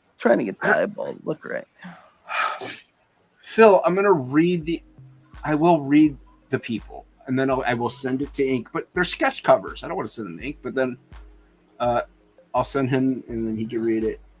Phil gave me the people to read, and I told him I'd get to it. It's gonna take me a while. Just give me time. Oh. I got a lot on my plate. I got. You know what? I did order today off that comics site you gave me. I ordered because I got the digital versions, and then I'm like, I gotta get the physical version. Is Spider-Man, Wolverine, Spider-Man. Yeah. That's probably the best book I've seen since Better Ray Bill. Yeah. So, yeah, probably the best book I've seen since then. Dude, How about Kerry these? Andrews is so good. Wow. I didn't used to like his stuff, but he's so good. He's so good, dude. So I ordered 1 and 2. I didn't see any 3 or 4 up yet. So I ordered 1 and 2, and then I did order Lobo. What was it called? Whatever. Oh, the Kyle Holtz one. The Kyle Holtz one from last year that I missed. So I got that ordered. So yeah, that's a good site, looking dude. forward to it. Adam Lawson, he buys stuff from Midtown Comics. I buy stuff from there all the time. They got a lot of inventory. I get the Hush giant sized issues from there. So yeah, it's and like I said, if you spend like $80 or more, it's free shipping. So yeah, what does Phil say here? Yeah, it's so good. Yeah, it is. It's amazing artwork. It's like, and you know how good it like. So the other day I was looking through Twitter and I go, "Oh, there's a Kerry Andrews piece," and then I look at oh, that's McFarlane. I'm like, okay, yep, he's like I'm confusing some McFarlane stuff with Andrews. I'm like, okay, it's cool. Well, that's cool. Phil said that Kerry is also a pretty solid, pretty righteous dude. You talked to him at CTV Righteous dude. It's good to hear because sometimes you're like, yeah, that dude was a total douchebag. Yeah. No, so I'm looking forward to getting the originals. I just read the digitals, and I'm like, yep, I got to get these. So Yeah. Want these in my collection for sure. Yeah, dude, it's good. It's good. Plago's really digging. I think it was Plago really digging the Spider-Man Predator stuff. Which I'll is have cool. to look at it. But there's good stuff out there. There is. It's people are like, there's not everything's garbage. It's like there's there's good like stuff is getting better. Like there's a lot of I very much like Klein's Hulk. Yep. Like I love his Hulk, man. I just some wish he'd people- stop coloring. Yeah, the colors suck, but the art is great. Art's great. Yeah. Yeah, I hate the colors, the art, but the line work, amazing, dude. I got it. He did a Thor run before that, and I got that Thor run too. It's great too. Did he do a Thor run? Because Yeah, Thor yeah. was in one of the latest issues of. Yeah, he did a run on Thor, and it was great too. Oh, I'll have to get that. Yeah, I've got all those. So that was his first work was on Thor. I didn't know that. Yeah. You mean for Marvel though? Because I have other stuff from him. Yeah, maybe because I don't have anything else from the first Klein I seen was on Thor. He did that book called Viking. Okay. I think I showed it to you. It's like painted. It's pretty crazy, dude. I don't know why. I know why he doesn't paint Hulk because it would take him forever. But his painting's way better than his just straight coloring. Yeah, it has to be. Yeah. I would think, like, 'cause I don't like his coloring. Yeah, his color. Well, I don't like his coloring on Hulk. I don't like his coloring in Hulk. I don't understand this whole. I have to use red everywhere and then just green. Like that's the two. Yeah, I don't like the coloring that he uses on Hulk, but Klein's great. Like his art, like his transformations from Banner to Hulk that he did in that book were freaking dude, they're fantastic. really cool. Yeah. But yeah, there is some really good stuff out there from the mainstream. People just don't want to look, but also they don't want to hear it. They want everything to stay. Oh, this is garbage. Buy our stuff. It's like, well, there's good stuff out there. Also, There is good stuff out there. And like, well, I even heard someone I heard some guy. I was on a stupid. Well, not a stupid stream. I was on a stream the other day, and two of the guys on there were just talking about indie books. Man, they always suck. The art's hard. And then that's what I said, dude. What are you talking about? I've gotten so many indie books that are freaking great. You're full of crap, and well, you're buying the wrong books then. Okay, dude. No, there is some great indie books, great art. I just got Band of the Crow, dude. Oren is a beast. Like that's a beautiful book. I haven't read it yet, but yeah, it's a fantastic looking book. Dillard. What's up, Dillard? Dillard's working on a new book. Like a Bigfoot book. Urban Bigfoot, I think it was called. Oh, yeah. Dillard's working on that. That's right. Yeah. So it looks good. Yeah. Yeah, well, Dillard can do stuff. Dillard's done He can do stuff. He can do the things. He's only done like 15 comic books, 20 comics, something like crazy amount of comic he's books. Only done like 146 comic books. He's okay. He might know how to do comic books. He might know how. I tell you what to do, Dillard. The title of this stream tells you exactly what to do. Watch this. Watch it. I was gonna call this Binovision. Everyone is a knob. That's what I was gonna call it. Well, Hockey's not even here. I know, but I thought it'd be funny. Oh, okay. And I'm like, I was gonna say you don't have to pander to that Aussie guy. He's not even here. He didn't even show up. So you ain't gotta pander to him. You would think he would show up. You know what? The only thing he's good for is drawing the Frog G supplemental. That's it. Other than that, stinking Australian. Stinking Australian. Actually, Hockey is drawing. He already drew it. He's coloring it, which we'll see. We'll see how it looks when it's done. But he's coloring it, and we're. So what we're doing with the supplemental this time is it's just going right into the main book, so everybody gets it. So, so it gives you a little more bang for your buck. So not only that, we don't have to print anything new. We don't have to. Yeah, it's a gift for you. That's a gift for us. Yeah. We don't have to print an extra book. Yep. Strategy. And we are going to go like probably in the future. We're going to do a few shorter books too. So there'll be less cost on that, as well as less cost to you, less production cost for us. So, but we want to tell some other kinds of stories too. So not only that, it's faster to put out. Yep. Shorter. We want to put out more stuff per year. Like we could have put out Frog 1 probably right now if it was 24 pages. Oh yeah, we could have put out this Frog G book already. So but it's coming along pretty. Well, It'll be done. It'll be done. I mean, the next Frog book. Well, hold on. What's supposed to? Oh, So we kind of have two choices right now. Like Jason's done with the line work. I'm working on the colors. So well, you could either start on a new Absolute book. You can start on the I was gonna start on our flip annual. What are we gonna? I always forget what we're gonna. Wow, how do you forget it? It's, I don't know. Okay, what are the flip books that are out there from the mainstream called? I don't know. You don't know Marvel Comics Presents?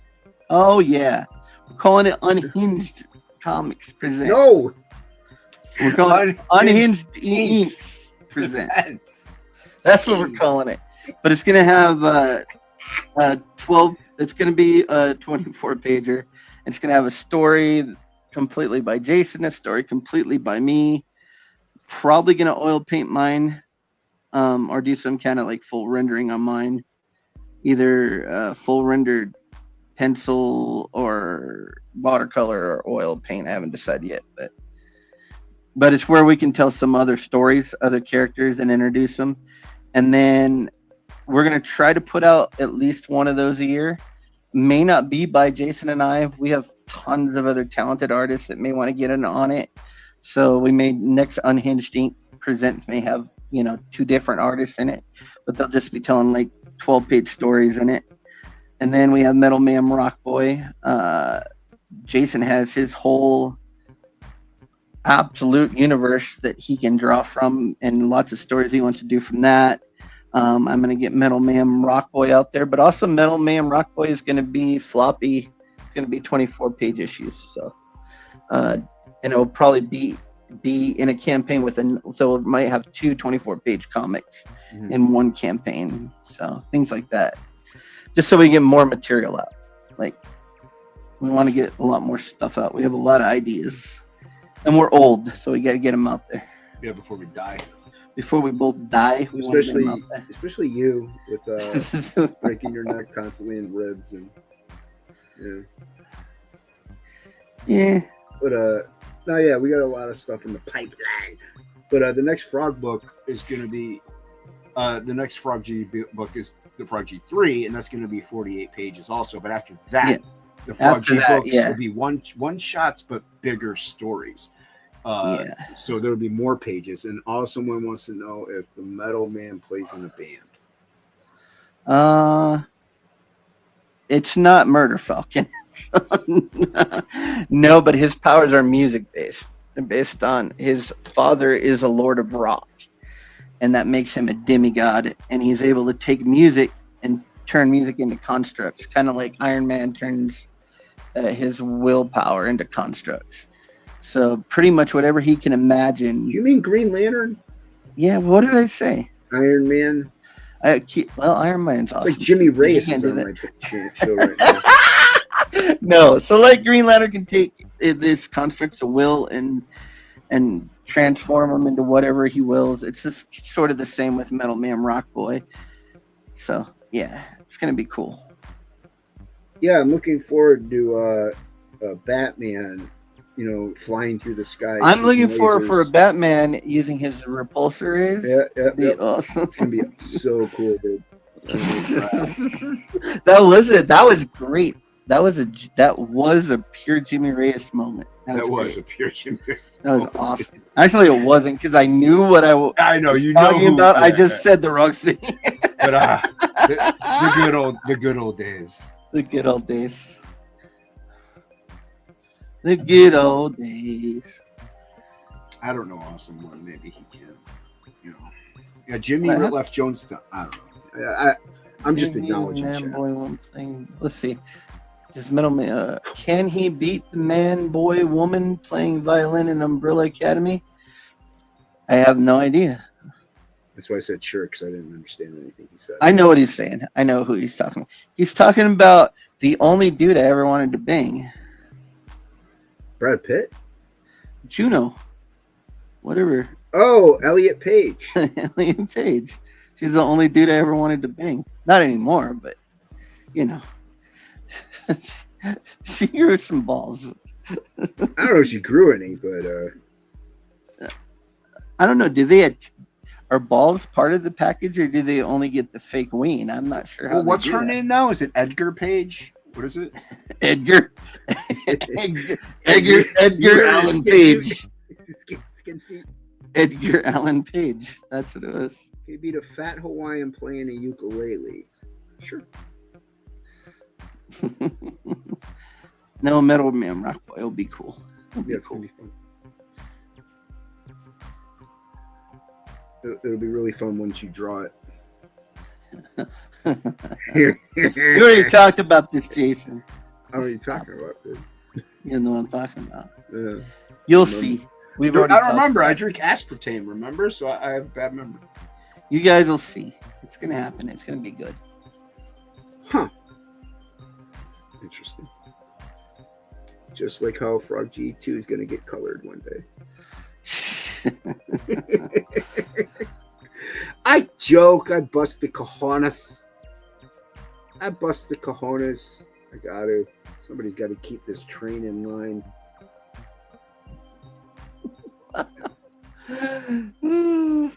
I mean, I have spent like the last 45 minutes trying to get the reflection on one eyeball and on one panel, right? So that might explain it. We'll bet.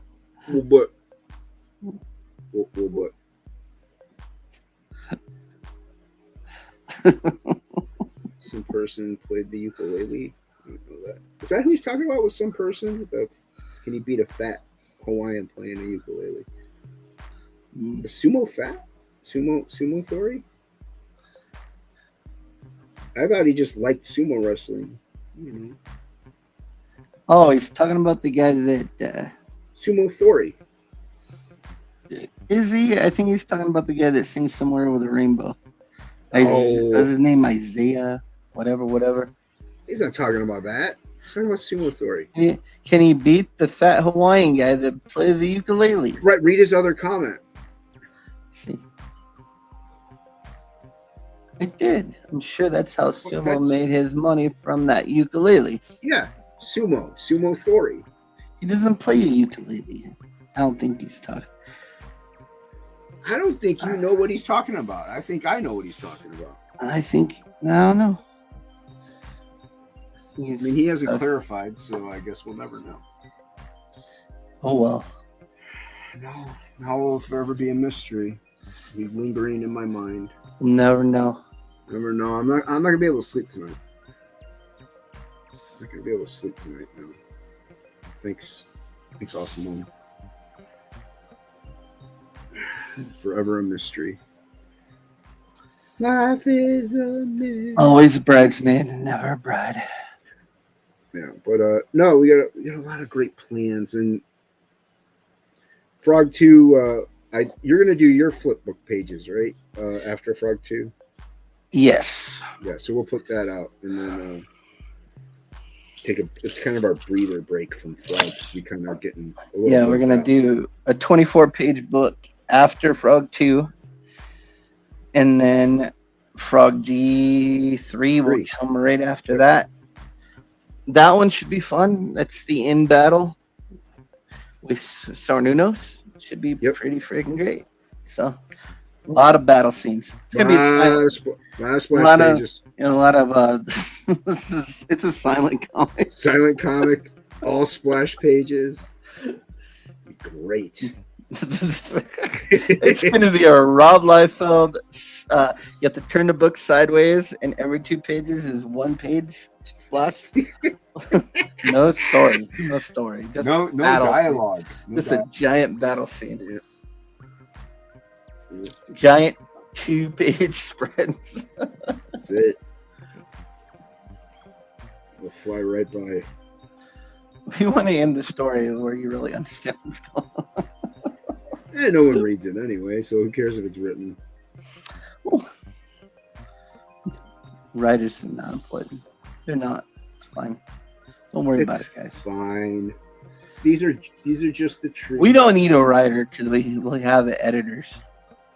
Yeah, if you get a writer. We're not going to listen to the editors, but we have them. We have an editor? Mm-hmm. Oh. Is that who I've been ignoring this whole time?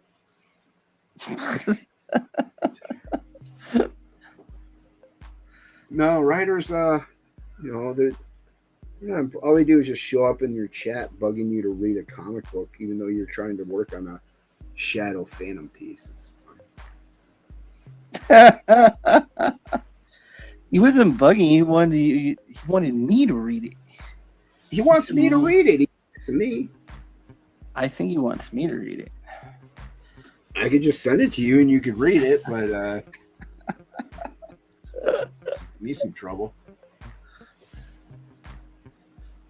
Is Phil your no? What? You want to know if Phil was our editor?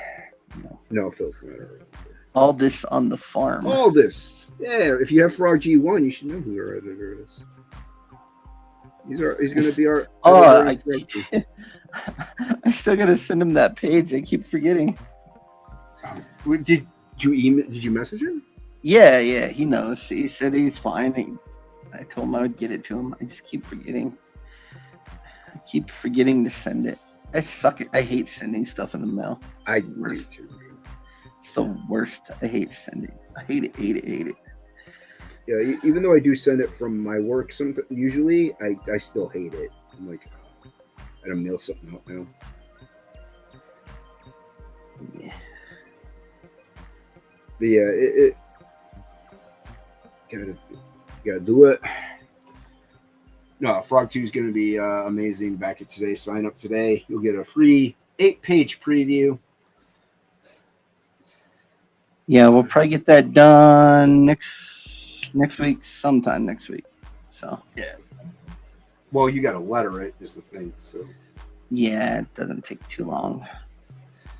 Not too long. Plus, we've got footnotes at least. We can't read them, but we have footnotes from our when we laid it out.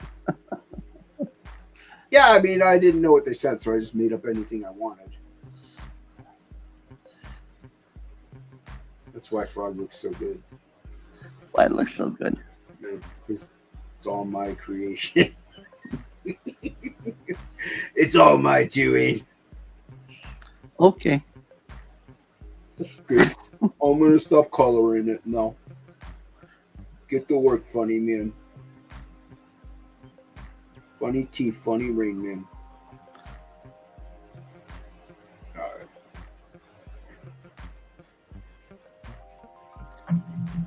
Andre asks, do you have any advice for someone who's too prideful to use reference? Yeah, use reference. Use reference. If you don't know how something looks, or if you're trying to get a certain look, listen, Norman Rockwell, he took photographs. His paintings, there's amazing paintings of his. Rosetta took photographs. And traced them, and then he painted them. Dude, Da Vinci traced from... they had their own... He's joking, obviously, but he's had a little smiley face and stuff. But yeah, Da Vinci would even use that that camera that they made up. Yeah. A lot of the famous painters used tracing, and they also used photographs for reference. Now, Norman Rockwell changed the photographs up, and he made it his own thing. And it's up to everybody's own personal, how you feel. But using reference is not cheating. Using reference is the way art's been done for thousands of years. So using reference is not bad. Tracing things exactly, mostly tracing other people's work and calling it your own, that's where I kind of get, that's the line drawn right there. You're just a fucking hack. Piece of shit. You probably shouldn't even be fucking doing comics. Especially if your name starts with a C and has an H in the last name, I would say that you're a hack. And especially if your name rhymes with Lint-Insky. Yeah. It's not like he ever got a whole campaign torn off of a crowdfunding platform before he started in Comicsgate for tracing over another artist's art. It's not like that happened. But so anyway, we got on a tangent. Yeah, it's okay to use reference. Well, I also forgive tracing if it's like if you take a photo of a car, the underdrawing of a car, like McFarlane had photocopies in his back in the back. Yeah. So like I can forgive tracing to a point, and it's like buildings or vehicles. If I had to draw a motorcycle, I would probably trace it because I hate drawing motorcycles. I could do it. I just don't want to spend 500 hours drawing something that I hate drawing. That is like motorcycles, like is the most thing of all things I don't want to ever paint or draw. So noted. Yeah. Guess what I'm going to be drawing a lot of now. I actually had, so I was working with a writer and I told him that's like, I don't care what you do, man, as long as I don't have to like do motorcycles. And then like the character is on a motorcycle for like the first 8 pages. Like, yeah, he's like, screw you, dude. No, man.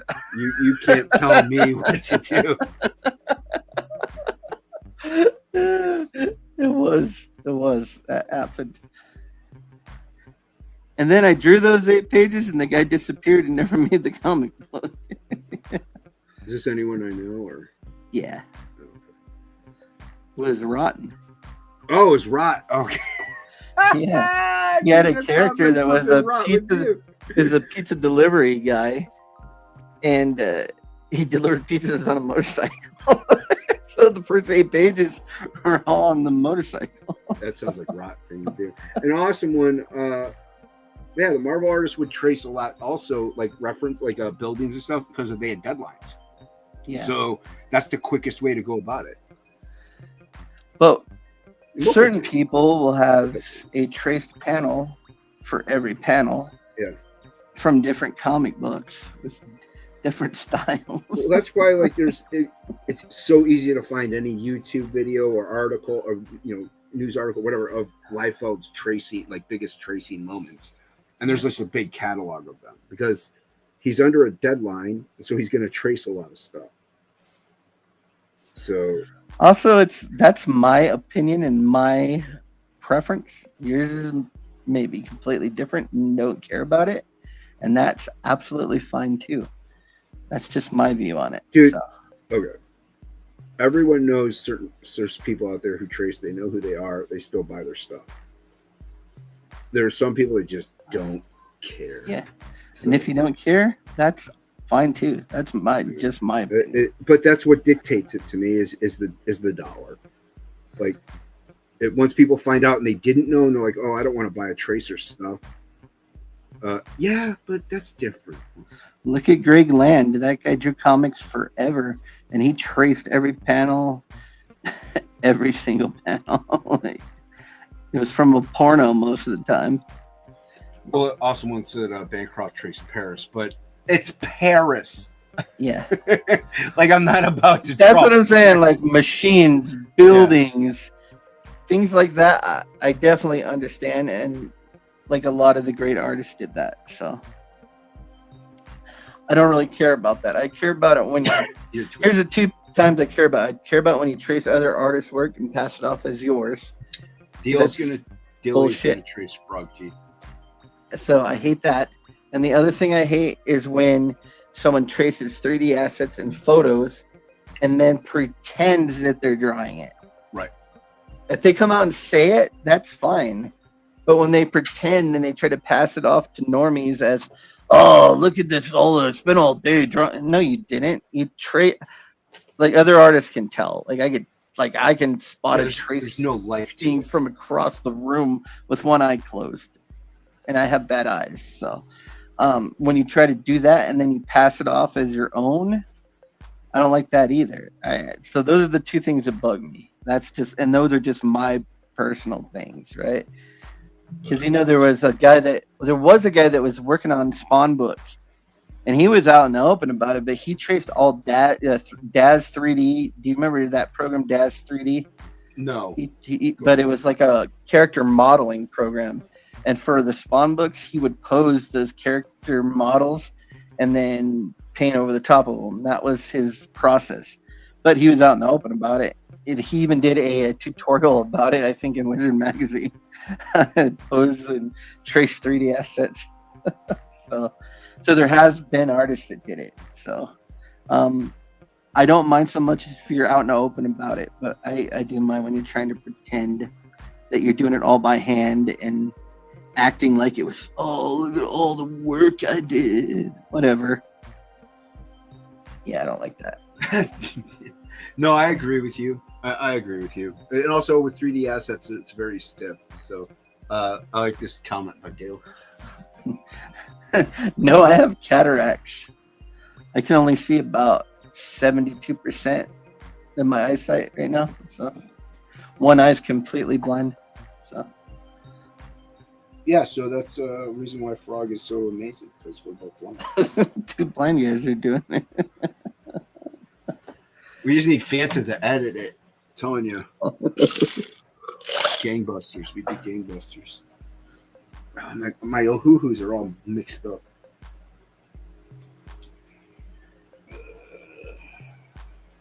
Did that. Freaking sketch. What's that? No, I did that Sinestro sketch cover, and I mixed up all my Ohuhu markers. I wonder if I can find that. Yeah, see, this is my reference library for Frog G. You got ship wheels, steering wheels, overalls, teeth, gums, eyeballs, skulls, flowers. Anything I need reference for, I pull it up and I use it for reference. Because reference is fine. Yeah, references. I use reference. Also, hey, I had to look up these characters to draw them. Like, I had to use a reference. I didn't draw them from my mind. Not that good. I mean, I kind of remember. I always tend to draw the shadow. I always forget. And I tend to want to draw him with the scarf going over his nose. And it doesn't go over his nose. It says Graham Nolan has the keynote cover tracing video. He doesn't give a fuck. Yeah. Some people don't. People don't. Like I said, it's everybody's own personal thing. Like, I just don't like it when someone tries to pass it off as they're not doing it, and then like staunchly defends that they're not doing it when everyone knows they're doing it. And I don't like people. Really, the worst one is just stealing other people's artwork.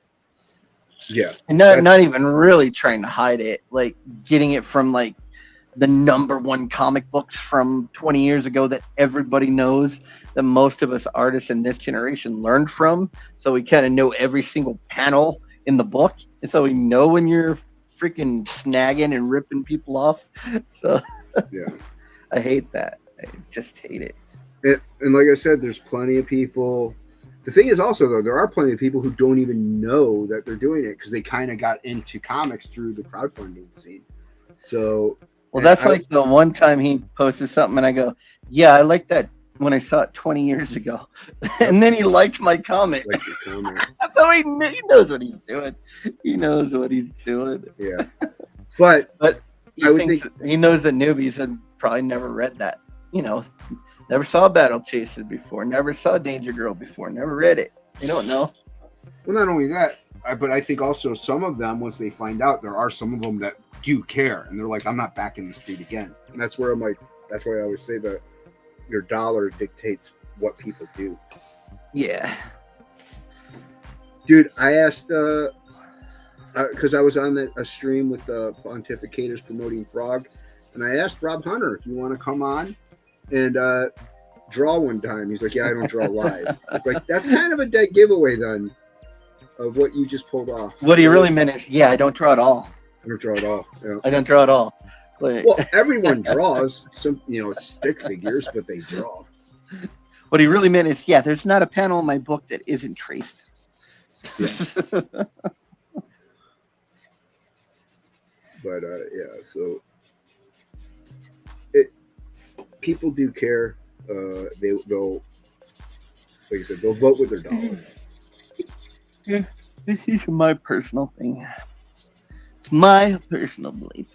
It's my prerogative. No, now it's everyone's. Everyone has to believe it now. Now everyone has to. Is my head really in the way of this? I don't even know. I can see it. I can see you working with a red marker. Yep, spot colors. Red marker. All He's- right. He asked me, he's like, how much do you for some color? I'm like spot color? He's like, yeah, I didn't charge him for that, dude. I'm like, really? I'm not gonna like sit there and like try to add value and shade and stress over. I'm just gonna do some spot coloring. Awesome one says, I don't like books about people that don't have powers unless they are in big mechs. That makes sense. I've liked a few books. Like, I haven't read it in years and years, so I don't know if I'd like it now. But when I was younger, probably in my 20s, I would read Box Office Poison. And that was about kind of autobiography, comic, real life people. Well, look at And I go enjoyed it. American Splendor. American Splendor, yeah. So Crumb, there was a lot of Crumb stuff. I loved a lot of slice Crumb of stuff, life. yeah.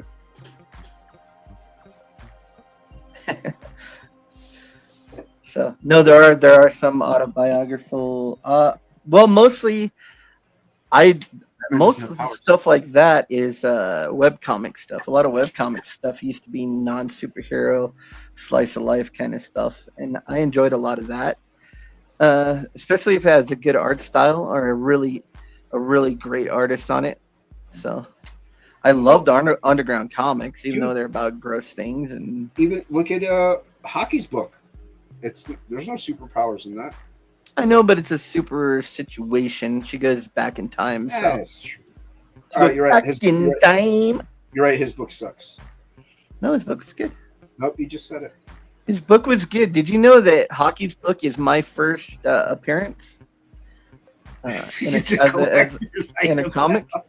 Yep. If you want my first appearance in a comic book, you got to get Hockey's book. You know, curiosities and emporiums of dresses. Jesus, man, you are the worst at promoting. And I drew the cover for it, and I don't even know the name. You don't even know the name of your own book. I do too. It's Unhinged Inks Presents. Yeah, after I told you 14 times on this stream. Where's my purple? I can't find my purple. He says Batman's okay, but I really bought his book except for the Spawn issue. Yeah, I have Batman Spawn too. I like how McFarlane kind of took that and made it canon by having Spawn have the battering shoelace, the wound still sewn up by shoelaces. That was cool.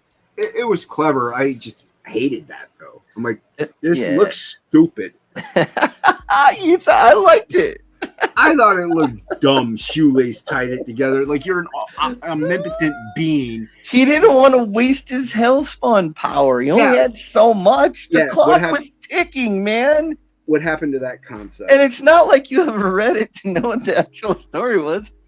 But he did away with that concept completely. Actually, I did read Spawn Batman or Batman Spawn, whatever. I had both of them. I had the DC one that wasn't that great, and then I had the McFarlane one that was good. So. Yeah, the McFarlane one was. Well, the McFarlane one was also they were both written by Miller, right? Yeah, they were written by Frank Miller. Yeah, he was not. They were not very good written, not very well written. Well, he didn't want to do it. I don't think he was mad about Batman.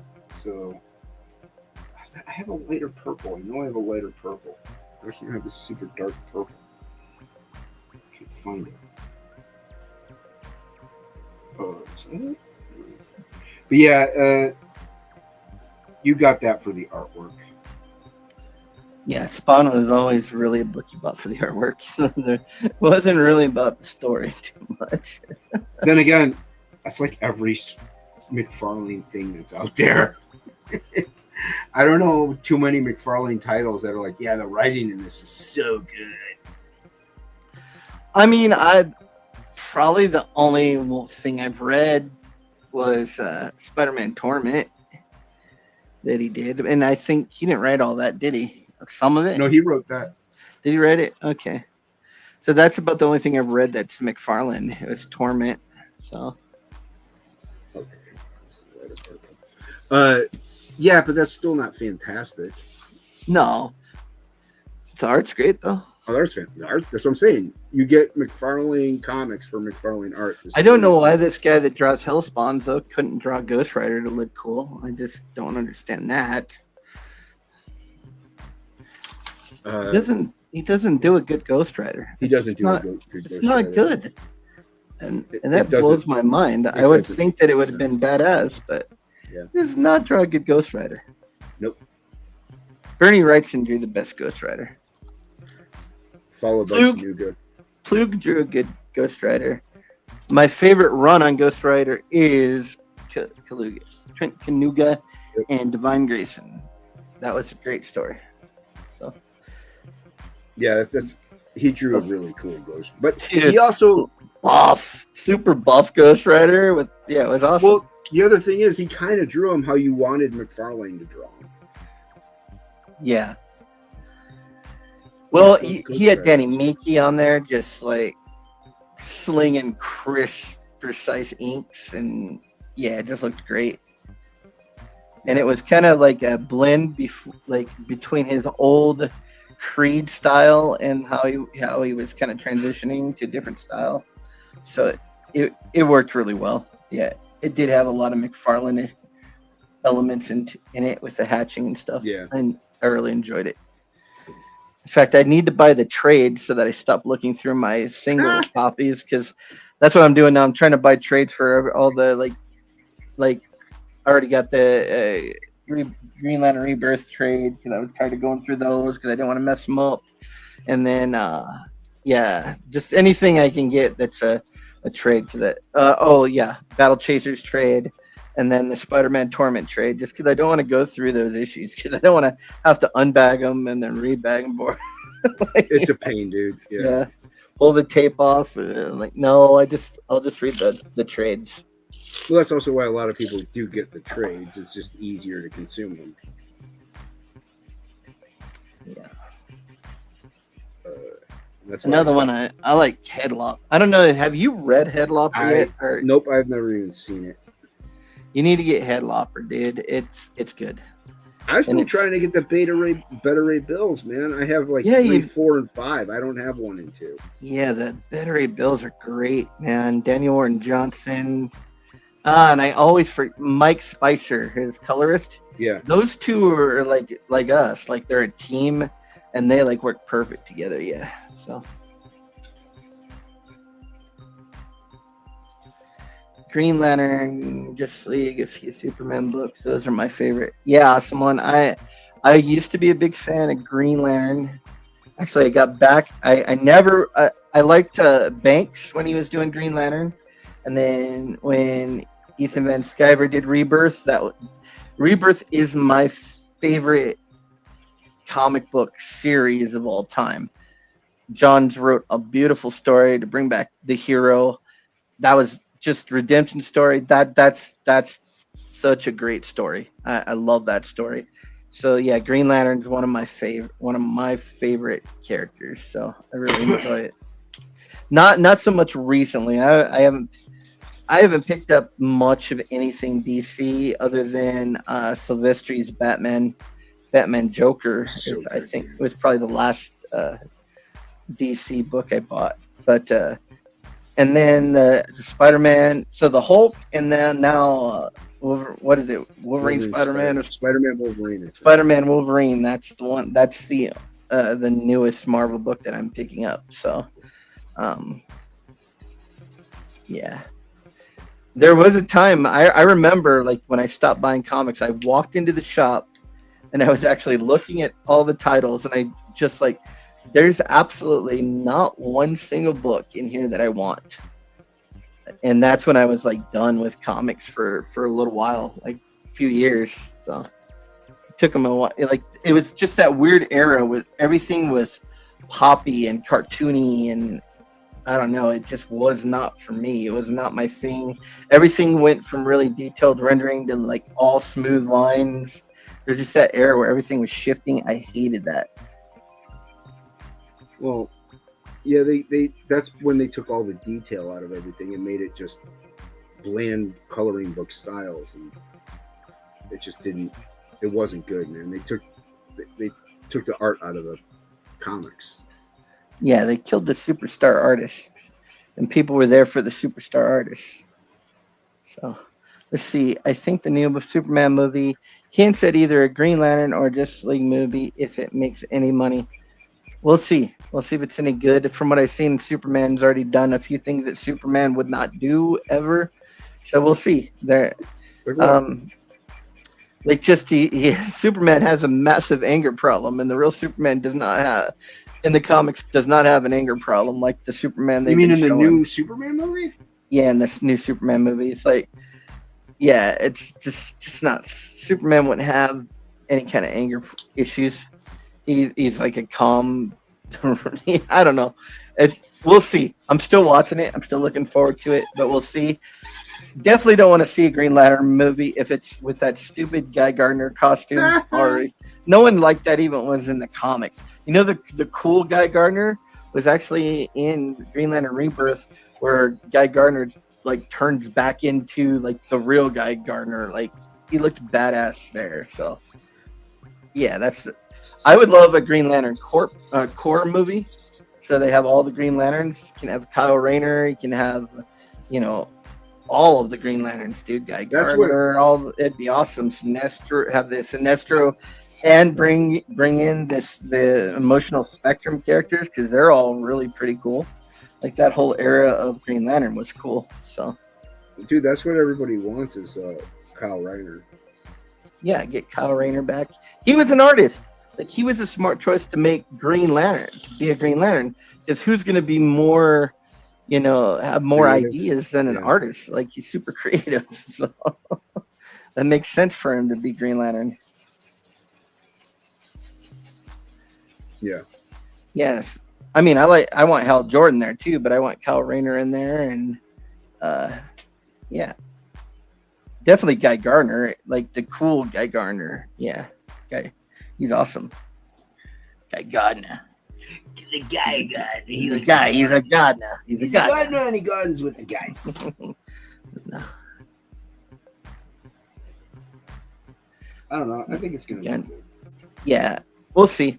I mean, I'm even looking forward to Fantastic Four to a certain degree. I'm watching them both, so we'll see what happens. Yeah. I'm watching them both, so we'll see what happens. I don't care what other people say. They haven't seen the movie yet, so everybody likes to badmouth everything before it even comes out. Yeah, and there are some things you can, like Ironheart. Like you knew that was going to be bad. The comics sucked. Like it's a dumb character. Yeah, like you knew that show was going to be bad based on the concept of the character alone. So, yeah. There's some things you can judge before you even watch a movie based on the previous material at hand. Well, when they're making a movie based on a stupid character to begin with, yeah, it's bad. Yeah, like nobody, and they're putting out movies where no one liked the books. No one bought the books. The books were canceled. Why would you put a movie out about the character that couldn't even sell a comic book? The funny thing about the Ironheart thing too was I'm pretty sure it was either done, finished, or something, and they shelved it forever. Mm-hmm. Yeah, it was. Yeah, Osman just said it was made in the height of woke. They made it, and they just shelved it forever. So there was a reason for that because they knew it sucked. But they couldn't just sit on it any longer, probably, and they had to. And then Batman, emo Batman. I hate the new Batman so much. I hate emo Batman. Get rid of the vampire Batman. Go away, Mister. I'm not even gonna work out for the role. I'm a whiny little bitch ass Batman. Get out of here. I hate that guy. Hate him. Out. So Batman's still alive. So what you're trying? The real Batman is still alive. Put him back in the movies. No, he's not. What are you talking about? What's his face is dead. No, he ain't. What are you talking about? 66 Batman's dead, man. Adam West is bit to dust. He's not around anymore. I did like the old Batmans when I was a kid. They were awesome. They were fun. Yeah, I hate those. No, I mean, dude, put Christian Bale back in a Batman movie. There's $1 billion movie for you. No.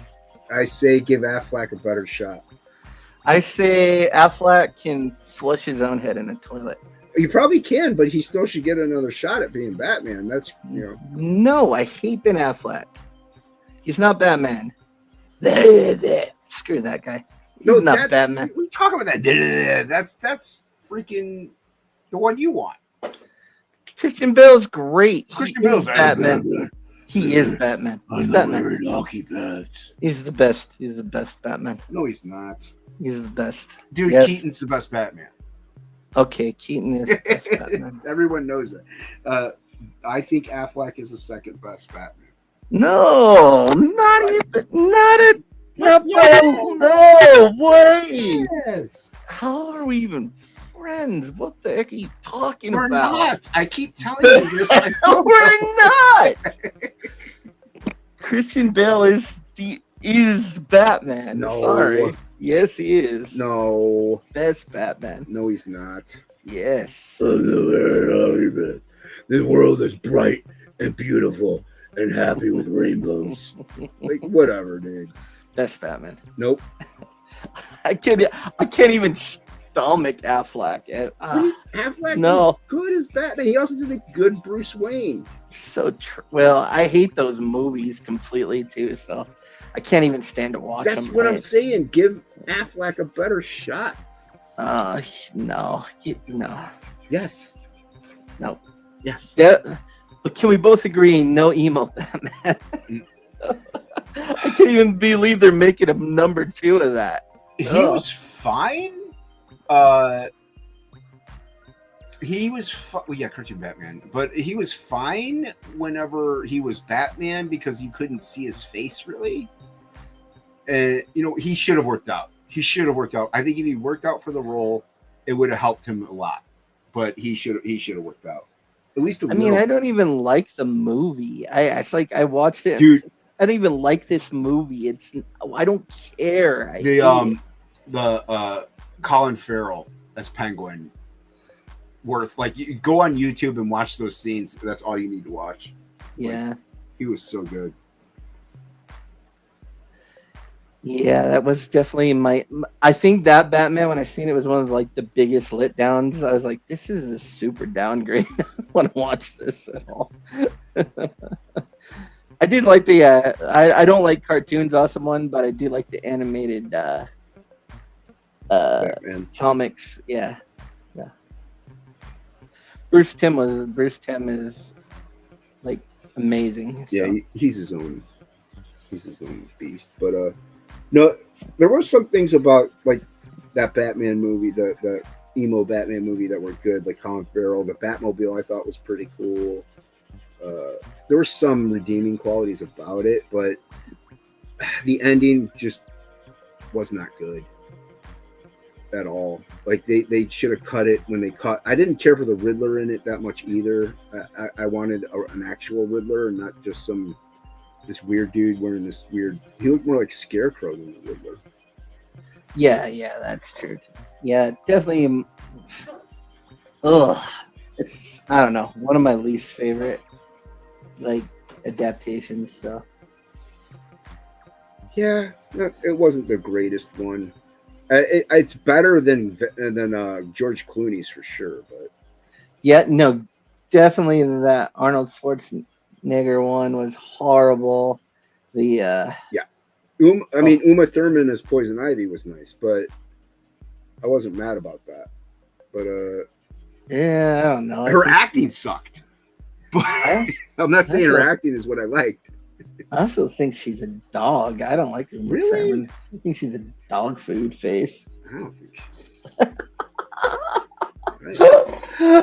Everyone's going gaga over him. Like, what? Yeah. I like her. I think she's cute. She's a butterface. You're a butterface. No, I'm a butter body. I just really like butter.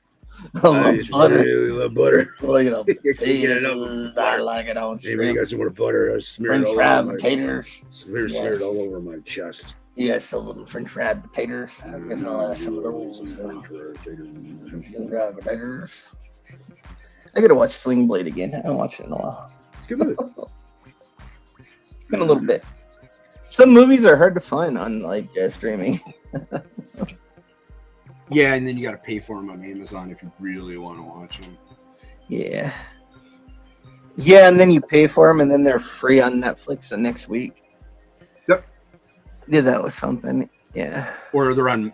I have 4 now, but I have HBO Max, Netflix, Amazon, and now I pay for Disney also, just in case my sister stops paying for it. So yeah, so I got Netflix, Hulu, Well, I don't Amazon. count Hulu. Yeah, I have Hulu. Yeah, I got Netflix, Hulu, Amazon. That's the 3 I got. So I have Hulu because you pay a little extra for it with Disney, and you get it. So, but like lately, nothing's really been like that I wanted to watch has been on like any of them really.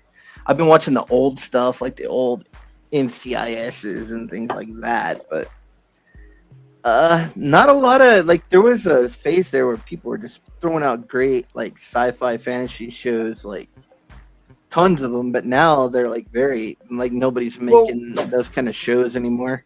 you watched that one Plagal recommended. Which one?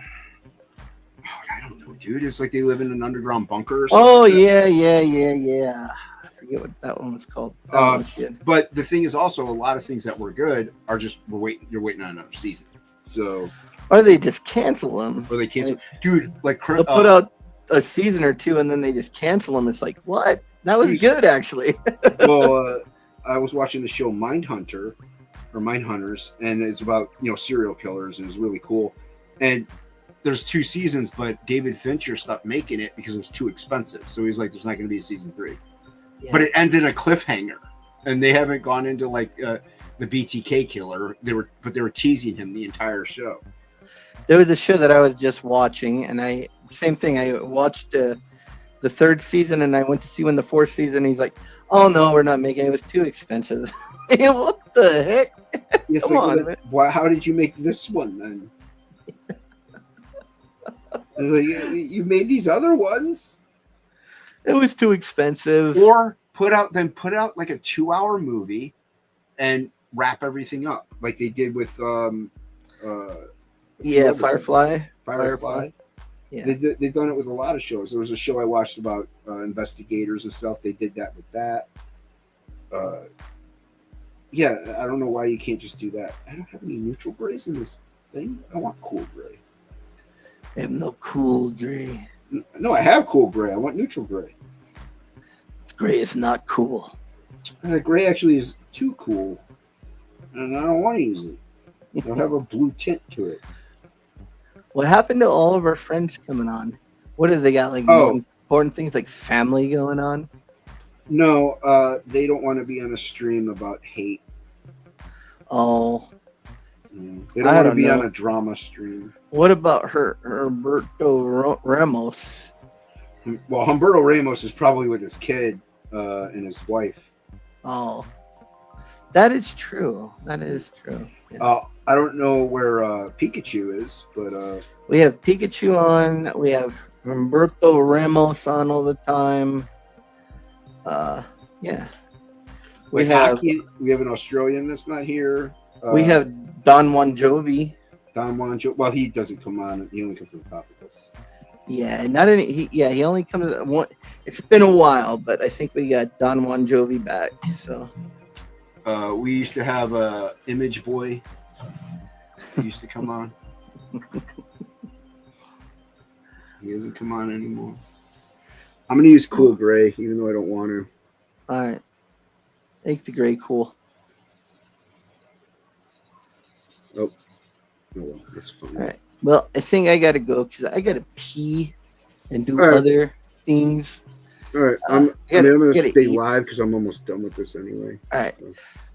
I'm I want to say later to whoever's still in the chat. I don't think anybody's still watching. It's the 4th of July. People are too busy blowing themselves up, man. Yeah, that's why I gotta go eat some hot dogs and hamburgers. So All right, man. I'll talk to you later. Later. Legendary Ink Spots, everybody. You can find him on your local Grinder app. Check him out. Sign up for his book, Frog G, The Cerberus Key. Although we do, we're probably, at least I'm going to talk to him about doing, once the 3 books are done, putting them in like a trade, doing an omnibus on Kickstarter. Not an omnibus, but a big trade paperback on Kickstarter. See what he thinks about that. Might be cool. Might be cool. As cool as this gray. Kind of screwed up a little bit. That's fine. You can't tell.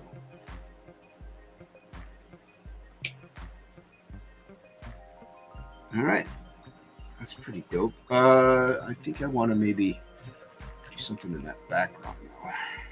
Just to make them pop a little bit more. So what we're going to do is I'm going way too much into this for what he commissioned me for. So what he paid me, I should say. It's a dope commission though, and it's King Leak. What do you want? I'm trying to zip up this hoo-hoo bag. Got this hoo-hoo markers, and I'm gonna have to order more of the purple. Apparently, it almost ran out on me. I mean, it kind of did, but I don't have a lighter purple. Let's see what we got here. I wanted to. Let's do this. Let's see here. We got. That's what we're gonna do. Tie it all together. Let's tie it up. Let's tie it up. Yeah, so it's cool ink to come on. I mean, I started this stream fairly late, but with helping with the dog and the new kittens today, I didn't get started till late doing everything. So, I would have started this drawing. I worked on this drawing all day. Well, technically off and on. I don't want to use that. Let me do this.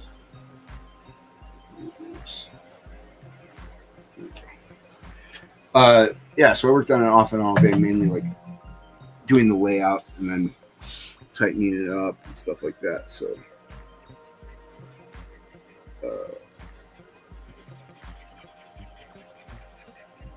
like I said, with the fireworks going off, people making food, the dog being terrified of everything in life. It's a cowardly dog. It's like courage. So the stream was a little delayed, mainly because of that. Well, once the dog is more acclimated also to the cats, we don't have to watch her as much. I can also get back on track with a lot of stuff. But now that I'm done with Frog, I can do some of these. I want to do some free flow art pieces. Gotta get back in that game. I really like doing those. I do have a convention coming up next week. I don't think I'll have any new pieces, unfortunately, for it. I kind of wanted some new pieces. But so I'll be in Grove City, Ohio. Catch me there. If you're in that area, swing by. I do have my zines that I only have at shows that I will have with me. So come check it out. And like I said, I won't have anything new. I kind of really wanted to. Maybe I'll make this a print if Luke doesn't mind. It's actually kind of cool. I still got to go in some white highlights, but I do want to make more prints of other things that I've done, because I did those sketch covers and I printed up a couple of them and they actually look pretty cool. So I want to make those smaller prints people can buy, because I have smaller prints now, but once I'm sold out of certain ones, I'm not reprinting them because I numbered them. And I don't remember where I left off or who bought what. So unless I sell out of them, and then I can just print more and renumber those. But I'm not doing that. Those are limited prints. It's fine. Just like Frog G2, it's fine. But so I'm gonna print up those sketch covers that I've done and sell those. Because I have the Captain America. I wanted to print up the Wolverine one, but I ran out of time on a couple of the Wolverine ones that are pretty cool. So I'm picking up some of the ink from underneath. I'm going to do that. Pick up some of the ink on my table. And it's making this ink darker. All right, blend. Blend. There we go. And now, just hope this marker doesn't run out.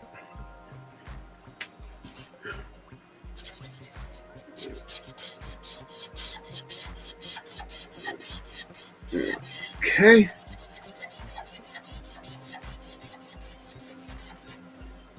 Wanted to do a complementary color to this. Should make everything pop a little bit. I probably could have made this whole thing monochromatic almost and done like a purple red instead of just straight red. That probably would have been pretty cool. You can tell I'm super chaotic with this, but where I go with this.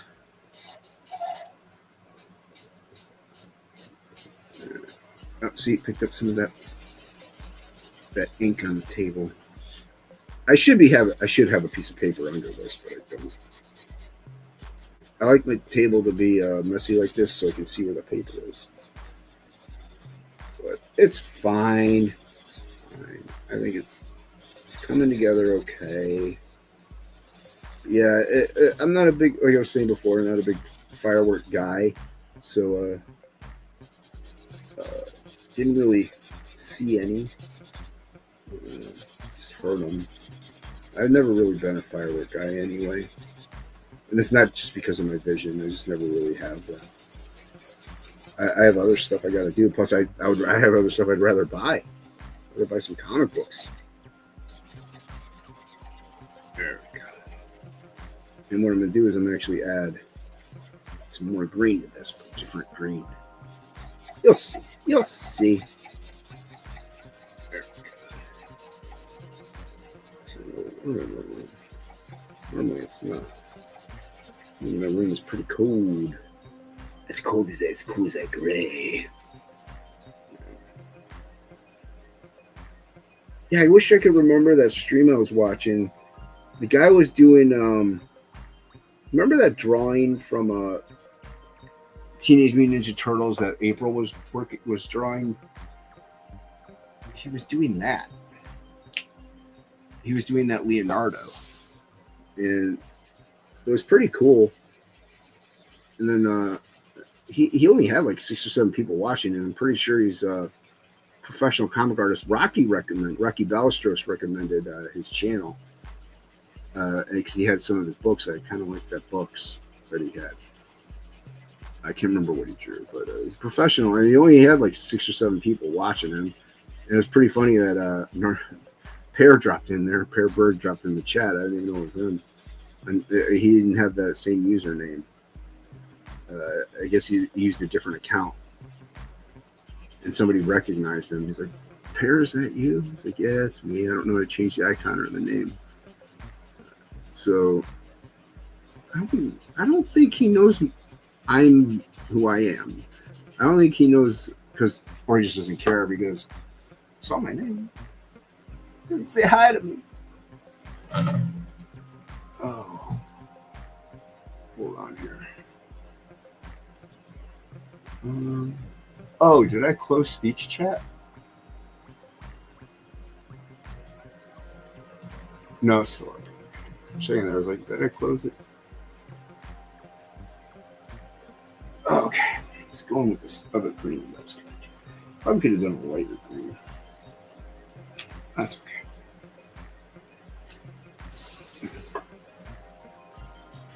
Then we'll do this.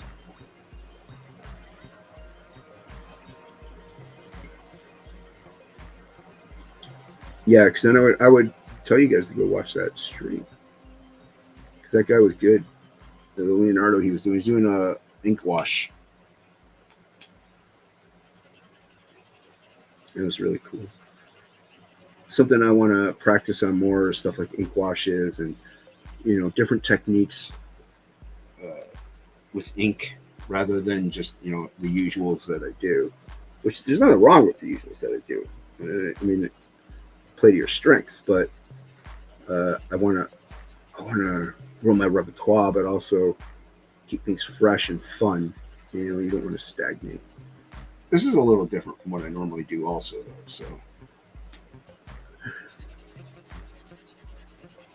So, I was thinking of doing this with pen and ink. That would have taken longer. I'm faster with the Micron, but doing it with pen and ink and then watercoloring it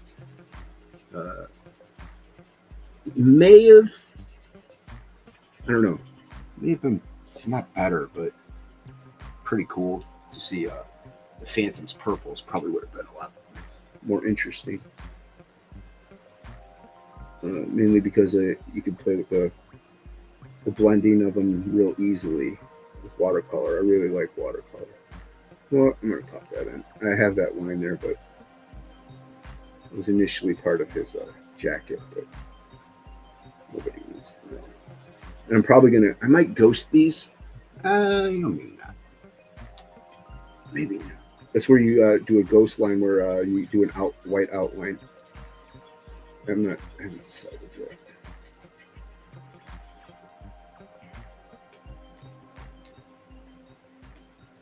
Popping this in, darken this up. Like I said, doing a little bit extra for Leek.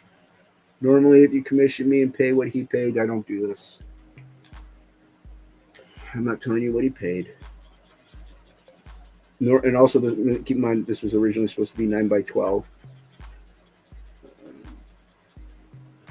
I had to make him wait because I wanted to finish Frog.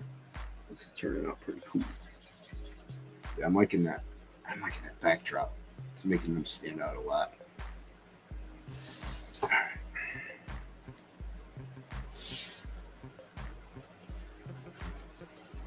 Do this.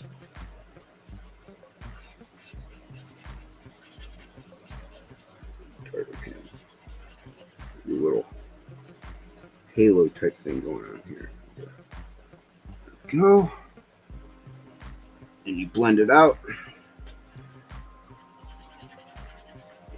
Like I said, I would probably, now if I was doing this straight, maybe as a full colored piece for one, I probably would use watercolor, but also I would have used a lot lighter colors as the bases and then built up from there, like what I'm doing here with this green.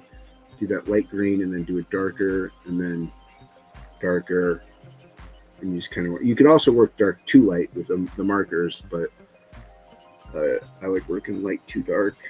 It depends on that way. You just you can work dark to light, because if you have a dark area and then you close it off with that lighter area, you don't have to use as much of the. Plus, you usually use the lighter colors to blend. Here.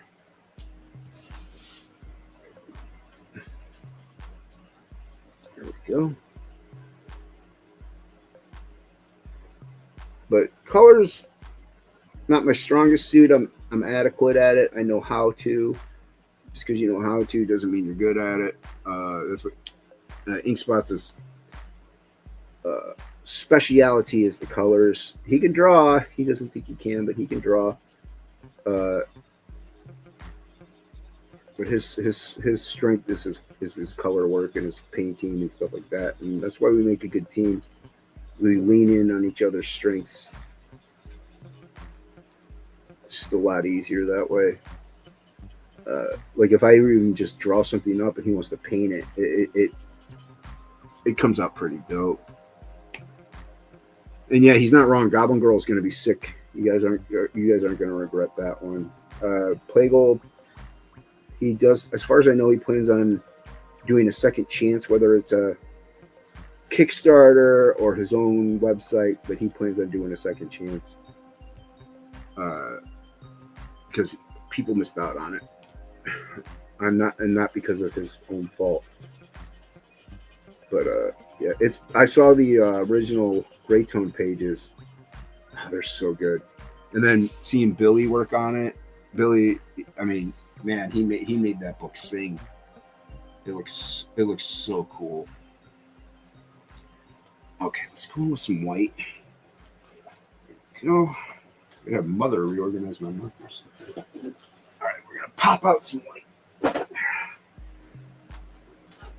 Go.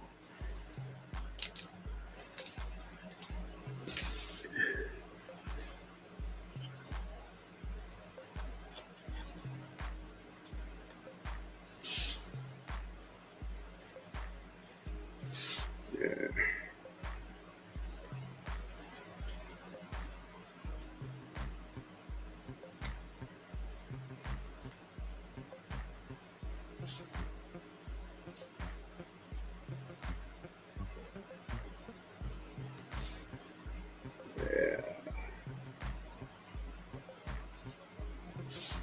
Let's do this.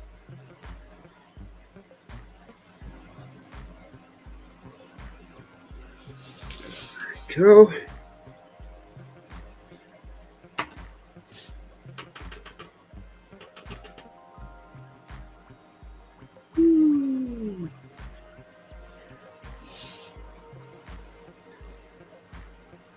Yeah, I know it's late and everybody's probably exhausted from the day's activities, so I do appreciate everybody who swung by, said what's up, commented, liked, and shared. Really appreciate you guys. I am gonna get back to doing videos. I have a couple. I have quite a bit actually recorded. I just have to do the voiceover and stuff like that. Okay, that's cool. And I am gonna ghost. I'm gonna ghost in the ghost line. A little bit of a ghost line there. And then do this. I like doing this. Makes no sense, but it looks cool.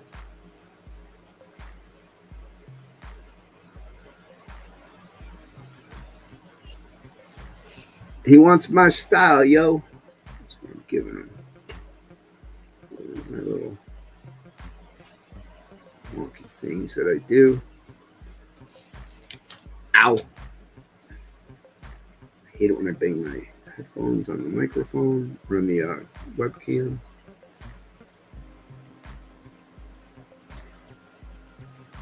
That helped.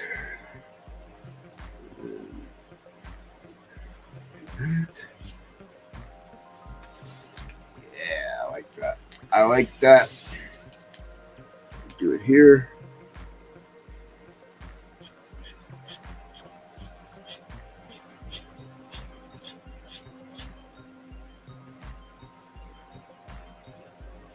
Yeah, that's cool.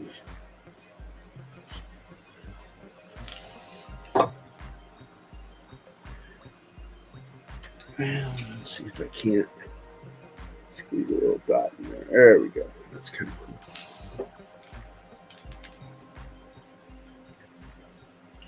And oh, look at that. All right. I see a spot I missed with the green, so I'm just going to black it out. Just down here. It's fine.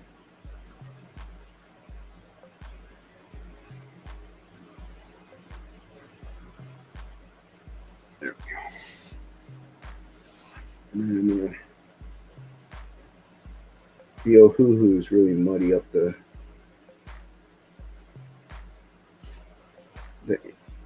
inks. This is what I should have done was color it first. Let the inks really stand out.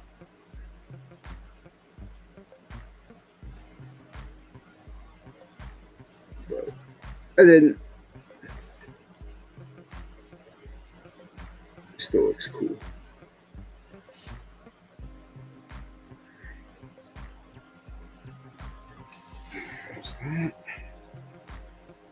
Let's put a little bit more in here.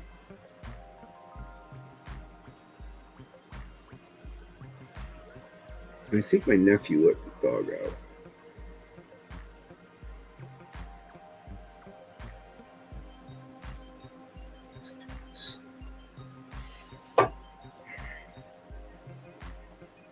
All right, that's pretty cool.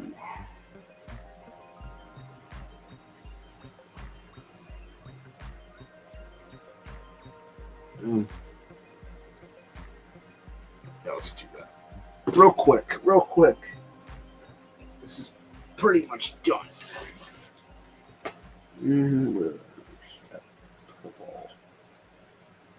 Is that it? No, looks dark enough to me.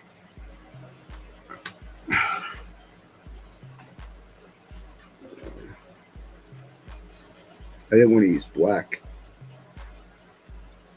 but I did want to do that. Okay.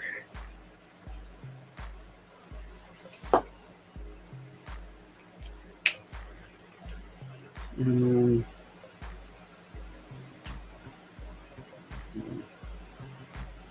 had a. There it is.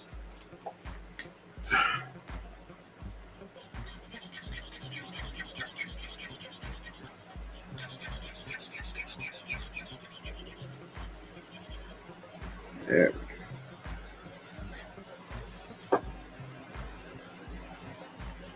And I'm going to ghost him a little bit more. And because that really blends him into that background, but it's not the effect I want. So there we go. Ghost him a little bit.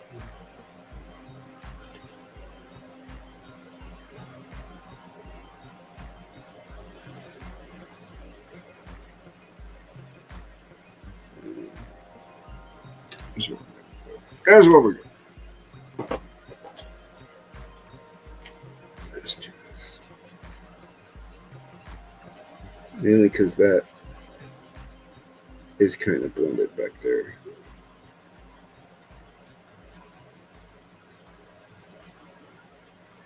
There we go.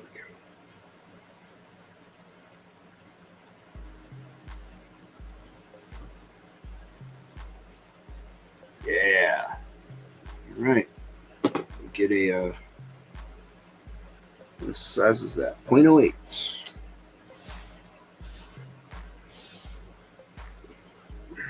Where do we sign it? Hold on, I gotta do this. Goodness. Knuckles. There we go.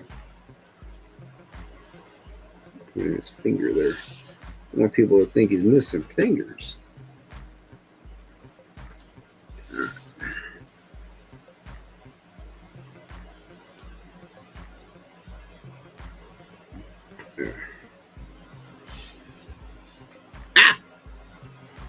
Bumping my headphones on that.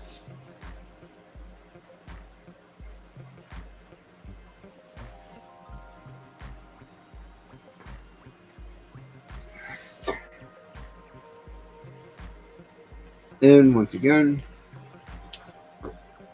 this.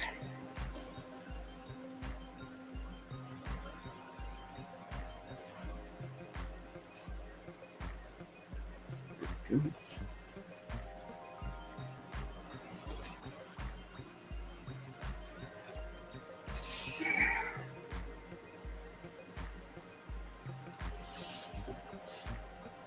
Yeah.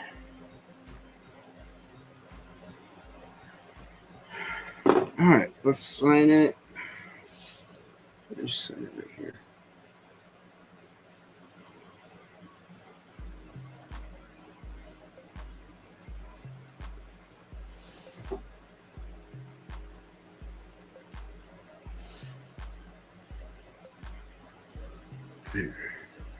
Now I'm just noodling. That's my problem. I could kind of noodle almost forever. I really didn't want to put color in their faces or skin tones. I wanted to leave that black and white.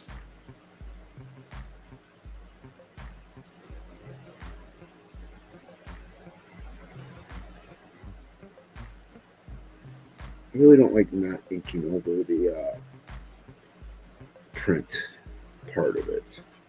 This is not a print, but I do print up, the outline. So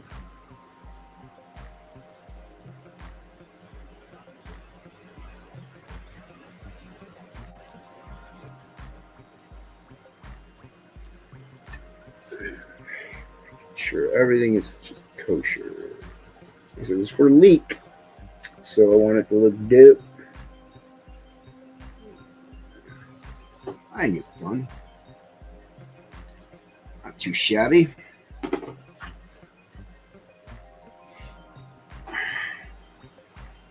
Just giving it a once over, seeing if I want to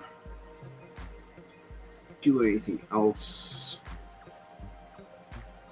I don't think so. Making sure everything is where I want it to be. I think it's good. Oh.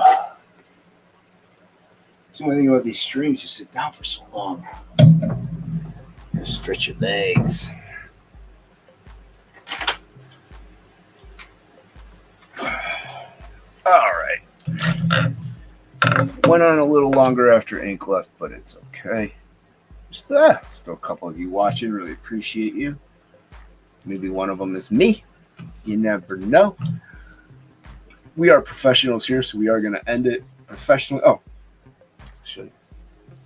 If anybody's watching the replay, they can see the end of it. There you go. That came out pretty cool.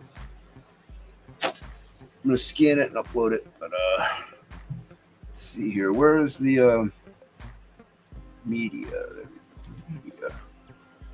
All right. Thank you once again, everybody, for watching. I really appreciate you guys doing so on this late hour. I hope everybody had a great and safe 4th. And I'll check you on the next one. No!